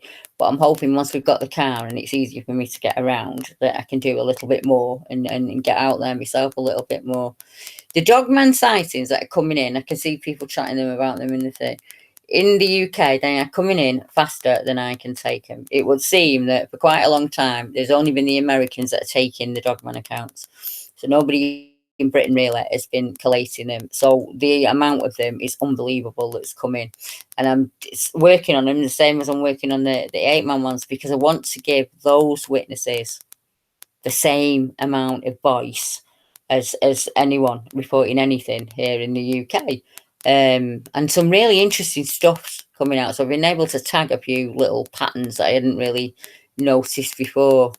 We have accounts of like 8-man using sticks, utilising sticks, or these stick structures, or nothing like that when it comes to the dogman creatures, really. When it comes to stickage, yeah. Lots and lots of massive giant paw prints, lots of animal kills, lots of animal mutilations at a definite dog-like in manner. And as you, I can put you in touch with Mike if you're interested in doing some dogman research. I'll put you in touch with Mike, and he'll tell you everything he knows, because he's been at it quite a while now, and he does it in a very logical way, kind of ex-army really is the way I say it. He makes a note of everything. And basically, if you get in touch with Mike, he will either travel up to see you, or he'll try, like me, to put you in touch with somebody that's in your area, and he kind of knows. He keeps an eye on the dog kills, that kind of thing, because I'm basically just busy doing the accounts. I'm not really sure, Glenn, in honesty. Glenn's just asked me where would I ideally want to go. Well, I want to go back to Cannock, because there was something about that land that is pulling me back, so I need to go back to Cannock. For some reason, I feel the same about Rivington Pike. I don't know. I'd like to go to Shipnell. I've not been to Shipnell since I was a kid with my dad. And that, you know me, I like synchronicity. So when something pops up continuously and I feel like I'm being prodded in that direction, Iron Bridge is prodding me at the minute. So there. But honestly, I don't mind. Like Mark said, I can lie down in the car so I can get comfy. I can still have my meds. You can stop so I can get out and like move my legs, you know what I mean? So I'm not got any troubles like that. It's just, as you know, some days I can be fine and I can do 5 steps and that's it. And other days the pain's that bad, I can't do those 5 steps. But I don't care if I do 5 steps and sit for a bit and then do it. Do you know what I mean? I just want to do a little bit more. If I had a magic wand, Glenn, I'd go to every wood in the country, believe me. And hopefully, by the time because I'm not dying till I'm 117, so between now and then, I'm hoping to get to. I want to go back to Isabella's area if I can. At some point, that'd be nice. And I did promise Stu that I'd meet up with Stu and we'd get some camping going. And it's just going to be a matter of working around me disability. Yeah, if I can work around that. But you know me, if I have to come and sit in a garden chair, I will come and sit in a garden chair. If people want me to come, then I will. I don't mind. It's just going to be that, and basically petrol costs, in all honesty, because I'm not a millionaire. Do you know what I mean? I'm skint like everybody else. But if we can get the petrol to go down there, or everyone will chip £1 in, so I can put some pecky in the car, I'll go wherever. I'll lie down in the car and I'll get there. I didn't expect as many people to turn up to Cannock as they did. So I wish I'd have organised it a lot better. I could have done a whole speech on the day and told them about every single account that was there. But what was more important to me that day, that you all kind of got to meet up with other people who were in the same boat and you were all swapping stories. And I just think it made people realise that there was a bit more of a community than they realised. And I will make Stu, if it kills me, I'm hoping, really, really hoping that I can do it August. And if I can't, I'm just hoping that I get to do it with you this year, even if it's just one night. Yeah, if we just meet up for one night, or we do the Northeast, so we can meet up with the Northeast researchers. And just want to meet up with as many people as I can, really. Well, if you live near me, Northern Nightmare, I'll give you a lift. You can jump in the car with me, I'll take you. Yeah. That's kind of how it went. Everybody was really helpful. They all helped each other out with lifts, and everybody was kind of, we were like sharing drinks and cups of tea, and we did it like really just off spec, where we ended up sat on the grass and had a NASA kind of thing, and people were in their own little groups and they were mingling, and it was really nice. And like I kept saying to my husband, I want to go back. That's what it's about for me. It's not about all the online stuff. It's just meeting up with other people who really, really enjoy being out there in nature or having a natter. Or some people who were there weren't hikers, but they had experiences, and other people were both, and it was just a really mix of people, and it was a fun day. And I really wish I could have stayed longer, but because we were on the coach, I couldn't. And luckily, we got a lift back to the station, which made it easier. But like I say, it was a good 2 weeks before I could get off my bed, because I was just done in. My legs were done in. I just couldn't use them for weeks and weeks and weeks. But yeah, as soon as I can get up there, I will be up there to Stu, believe it or not. I want to do Yorkshire as well, because Claire said she is more than happy for us to go onto her land where she got the hair sample from, and have a wander around there and have a chat. And I want to do that because that's an important area for us. Same with the Medway though. If I could get down to the Medway, I'd do it in a flash, because I'm talking to Derek and everything's happening at the moment, and this is the time of year I need to be down there if I'm going to, get anything. Maybe it'll be next year. That'll be the year for that one. I don't know. Um, Basically, we're just going to keep moving forward. If I have my way, we are just going to keep moving forward, and we're going to keep helping people, and we're going to get out there in the woods. And in a way, you can save a wood by visiting it. A lot of people don't realise, like, we can get people meeting up regular within a wood. There is less chance that that wood is going to be sold off to be built on. Yeah, or paved. Where I had my account is going to be paved as a car park, which is just disheartening, because people are not using it anymore. So they get away with stuff like that. If we're using it and we're there regular, then if you can show that you've used a site, then it's a lot harder for them to get it through the planning laws kind of thing. And then hopefully get more and more people out as we go through the year. Do you know, Northern Nightmare? I still am a skeptic. I know that sounds mad because I've seen it with my own eyes, but you've got to be a bit skeptical, because if you don't, then everything's a wild man, isn't it? Every stick and every leaf's a wild man. If you can account for how it's happened, then that's how it's happened. If there's a stick lean and it's the same stick as from above, then maybe it's just fell out in the wind. It's the strange stuff, the stuff that you can't account for, like these weird pinwheels that we find, things like that. These really, really stand out. Centurious Bigfoot. While you're on, I would like to say a massive thank you to you. I've been a bit down the last couple of months, if people know. And when I watch your videos, they really make me laugh. And in the best way possible, because you do. I love the woods that you're in, and I love the way you comment. It's absolutely fantastic. So a massive thank you for me. Yeah, because it's been a godsend. And Deb Fellow and the music that's in Deb's videos. And Glenn, I don't get the time like I used to sit down and watch everyone, but I make sure at least one point in the week I sit down for an hour and I get through as many videos as I can. But just days when I'm down, I flick on Centurious's thing, yeah, and the stuff he says just tickles me. Yeah. And I got a mention, didn't I? Every time I get a mention, that gives me a laugh as well. But yeah, thank you to you. And Stu, I must mention my wooden bowl and my spoon. Stu handmade me a wooden bowl and spoon, and it is absolutely amazing. There are sightings in North Wales, Daniel. Click on this map. I'm putting a link up here for you now. If you click on that link, it will take you to a map, and you can either write your area where you live in the search box and the accounts will open up for you, or just click on one of the little icons and it'll open up with the account there for you. Yeah, Wales is quite we don't have as many reports in Wales as I'd like, but that is simply because A, I cannot speak the language, and B, so I can't read the historical reports. I can't get into these certain groups and forums that are running the Welsh language, so I can't even ask in them if anybody's had any weird accounts, because that's normally what I do. I go into different groups and forums and I say, has anybody ever had a strange encounter? I don't mention with what, in the woods in Leeds or in the woods in Dorset, and tend to start the conversation that way. So I can't source the Welsh accounts like I would like to.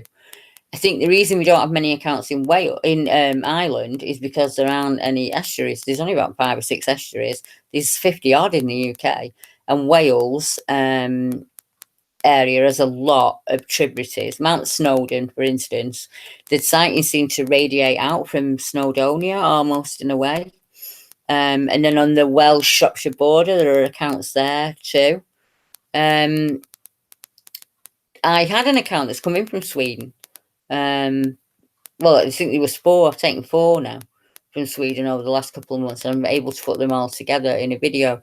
And people are quite shocked because they think, well, oh, it's just, it's just snow everywhere. It's not. There's lots of like mountainous, beautiful valleys in Sweden, the same as there is all across the world.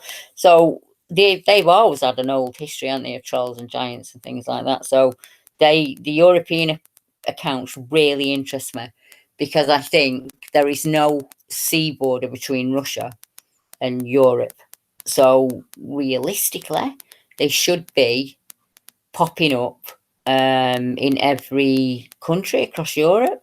So I looked at old history and wood carvings and things like that, and the history's there, and it's knowing the regional names like the Yeshis and the Pukas and the Banara. They've all got different names with each different language, but I am sure that there are hundreds of accounts out there, because as I'm starting to map them, it's the same pattern as England, where at first you don't think you're going to find any, and then you find one, and that leads you on to another one, and that leads you on to another one. And that's kind of what's happening now across Europe. A lot of the Baltic areas like Slovakia, Romania, lots of stories coming out there now of canine creatures in the woods, ape-like creatures in the wood, that kind of thing. There was an interesting story that Natalie told us when we were at Cannock, and I keep meaning to ask her if she'll write it down for me. And it was a lost child that was in the well, and they were kept alive all night by this wolf that could talk, who told them not to fall asleep because the well was full of water. Don't put your head under the water, keep your head above, and kind of kept it alive, the child alive, until the villagers came and helped. So I'm hoping she'll be able to write that down for me, because that is an amazing story. Lots and lots of accounts like that up in regions that we haven't thought of. Somebody mentioned Finland, Norway, Denmark. Most, as I say, of the European countries have the same kind of stories and accounts that we have here in the UK, and they have in America and Russia and Canada and that kind of thing. So it's been a privilege to be able to collect those and report them as well. So I've had fun doing the videos, and then that's been great. And looking at the areas as well, because I'm so used to looking at the UK.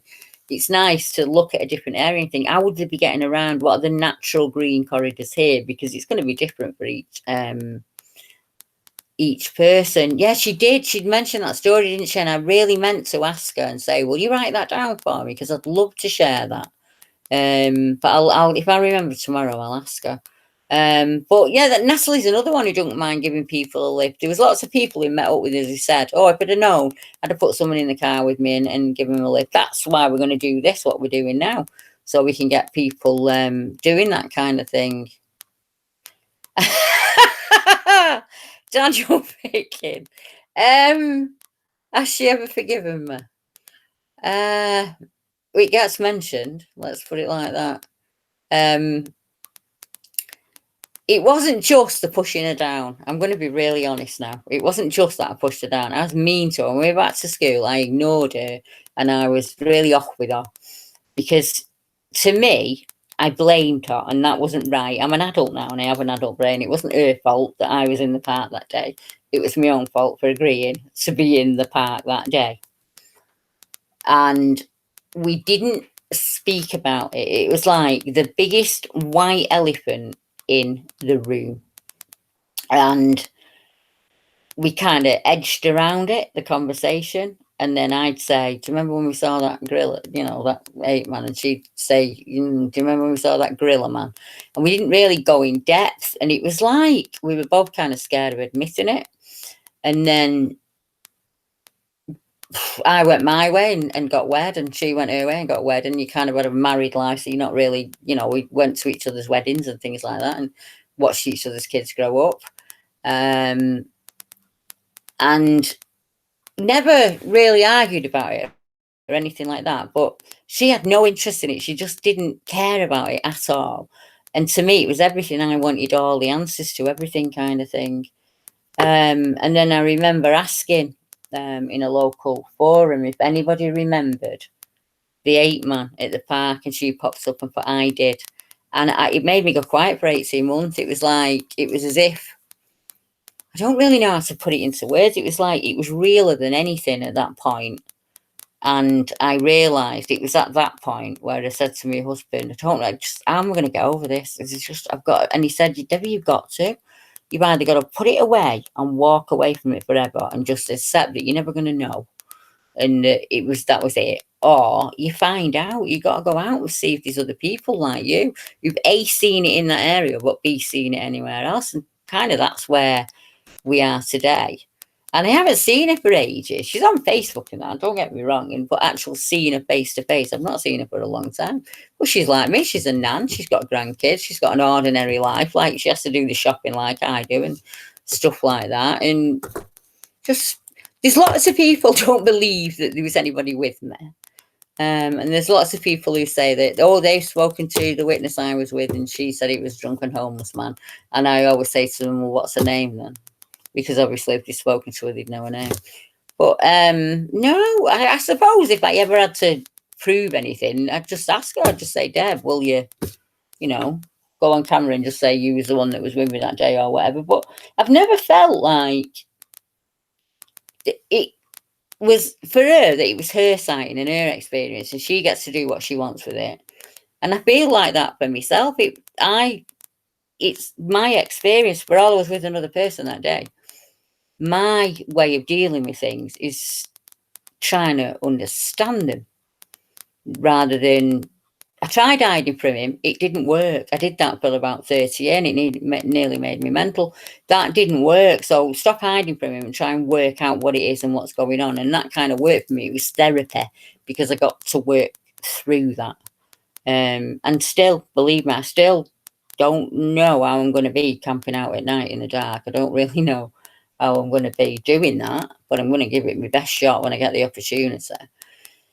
There's still that fear, and even in the daytime when I hear a twig snack, it's there. When we were in Scotland and I was on that log and I heard someone transperse me and go up around behind, that was terrifying because I thought it was my teammate and my teammate come walking from in front of me, so it couldn't have been him. That was terrifying and it could have just been a hiker or somebody who lived out there I don't know, but it scared me because I was out in the woods and it was dark and you couldn't see into the trees and it was quite frightening. So I don't know, half of me's over it and the other half of me's not over it. But as for Deb, I don't know. I suppose just ask her is the only way I can do it, innit? And just say, have you ever thought about it since we were kids? Has it ever bugged you like it bugs me, kind of thing? I felt let down by the adults that I told, that just brushed it off or said it was a homeless man. I felt a bit let down. And then I was scared because I didn't know whether they had no idea that these things were out there or they did know and they were just lying to me. So I had a lot of that going on as well. It's not just the actual sighting itself. It's kind of changes your whole world because you think, well, if that can be real, what else can be real? So you can drive yourself mental, trying to work it all out, trying to, work out what it is and whether, like they say now, they're discussing whether it's interdimensional, whether it's natural. I came to the conclusion that it is not for me to answer those questions. There is a black magic angle, yes, and there is something that has popped up in the research where we think maybe some of the symbols that are left by people opening up portals that are not closing them down correctly, and maybe that's why we're getting certain types of creatures at certain areas. There's an account at I think it's Warmwell, where an arm comes out of the tree and grabs a gentleman by his foot and shakes him, kind of thing. And that is terrifying, and his leg was bruised and stuff like that.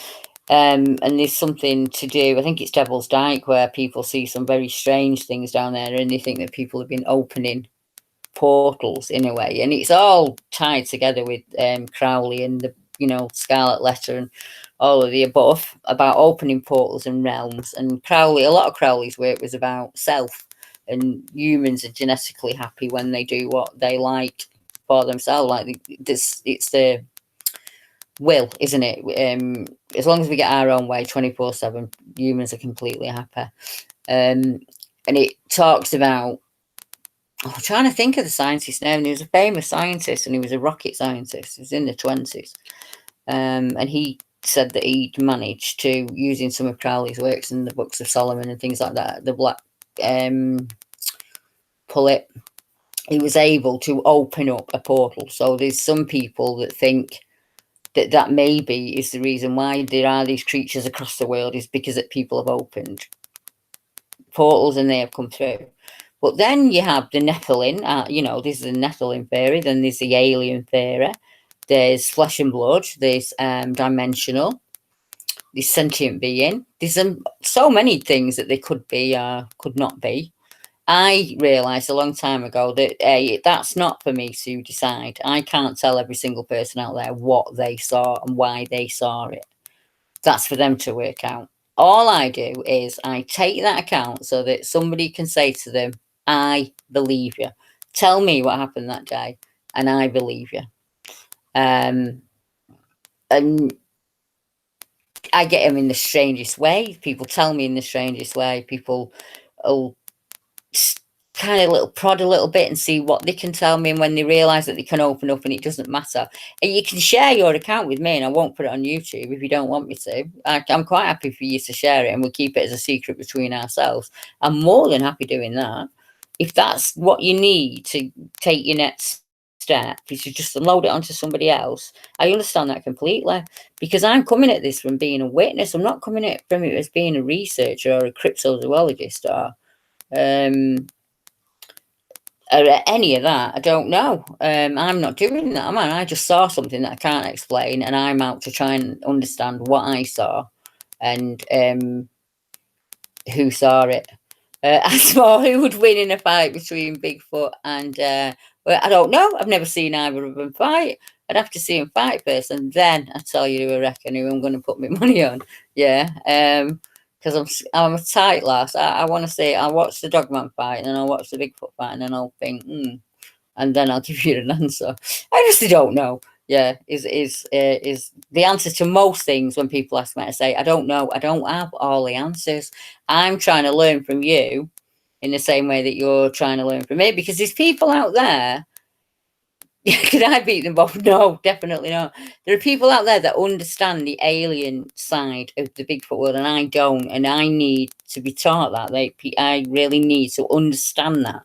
Same with the dimensional things. I really need to understand that. So I'm hoping that as I talk to you and you talk to me, then I'll get some answers and you'll get some answers. It's that kind of swapping, in that kind of, that's how we learn. That's how I learn as a human being, kind of thing.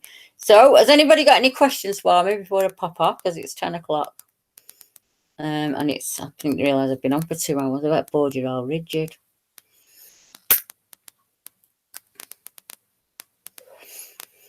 What did Zanchurus for? I don't think we're ever going to know Centaurus, in all honesty, are we? We don't. Maybe we will one day. I don't know. And I just say to people, here are all the theories, and you decide for yourself what you think it was. That's all we can do, really, at the end of the day. I'll put my email here for you, Daniel, and you just message me. It might be tomorrow now before I can, because I've not been able to get into my email for a couple of days, but I'm going to sit down tomorrow and do the best I can. And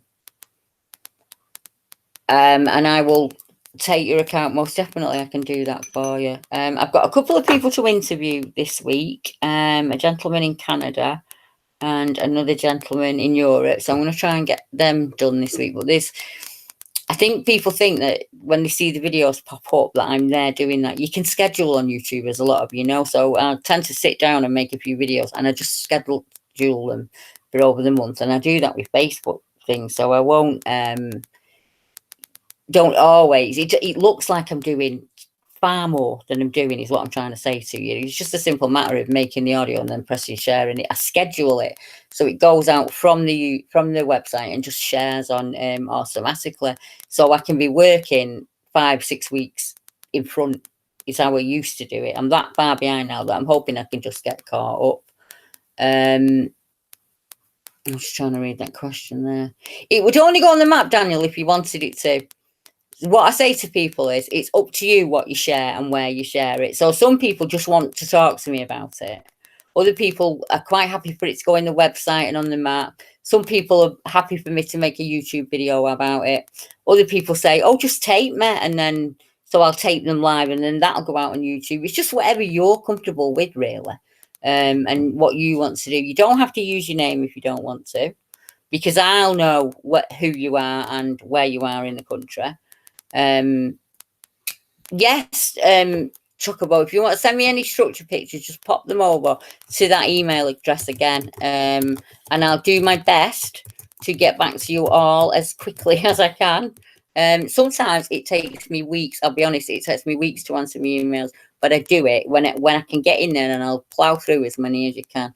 And yeah, Daniel, you share it with me, but whatever you're comfortable with is what I'll do. I don't, it's not about you. If it was about YouTube and subscribers and ticks and likes, I'm sure I'd have thousands by now.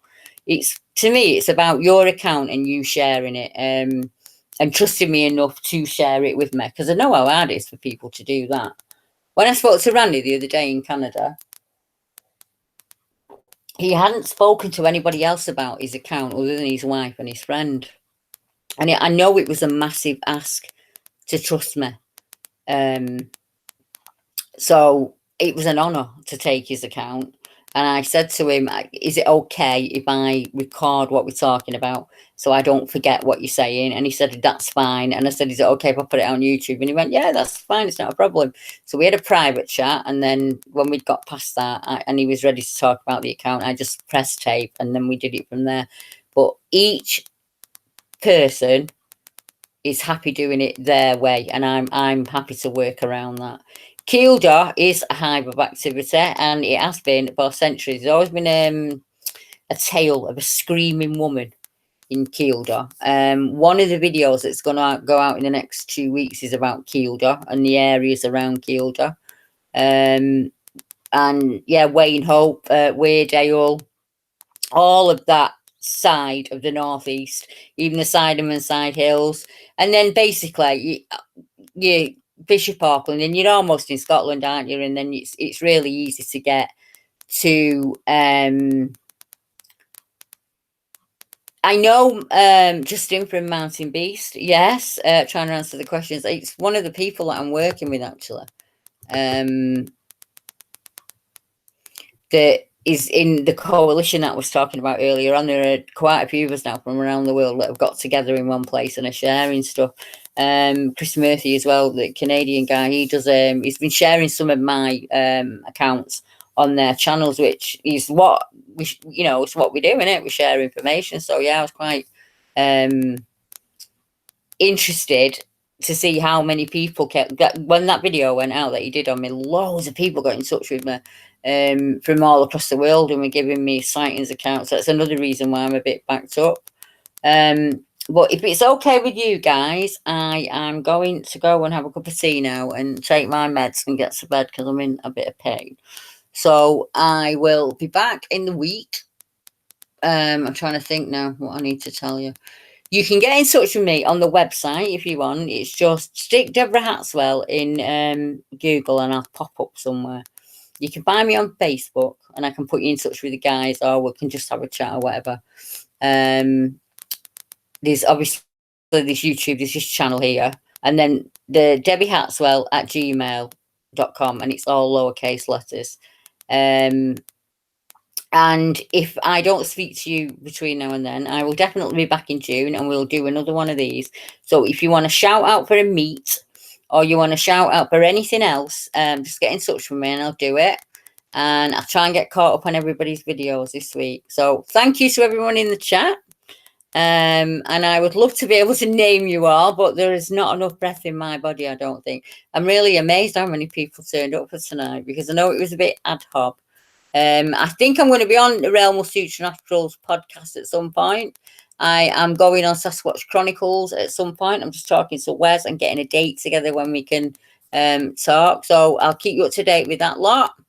And I'll leave the video for 5 minutes because the chat will end when the video ends, you see. So I'm just going to leave the video for 5 minutes, and then so you can all say your goodbyes, and then this will go up onto YouTube and you can make any comments you want in there. So give us a click, give us a like. Oh my Lord above. Give us a click, give us a like, yeah, and give the channel a share.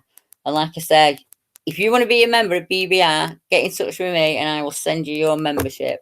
So thank you everybody for joining, and I will see you all next week. Good night.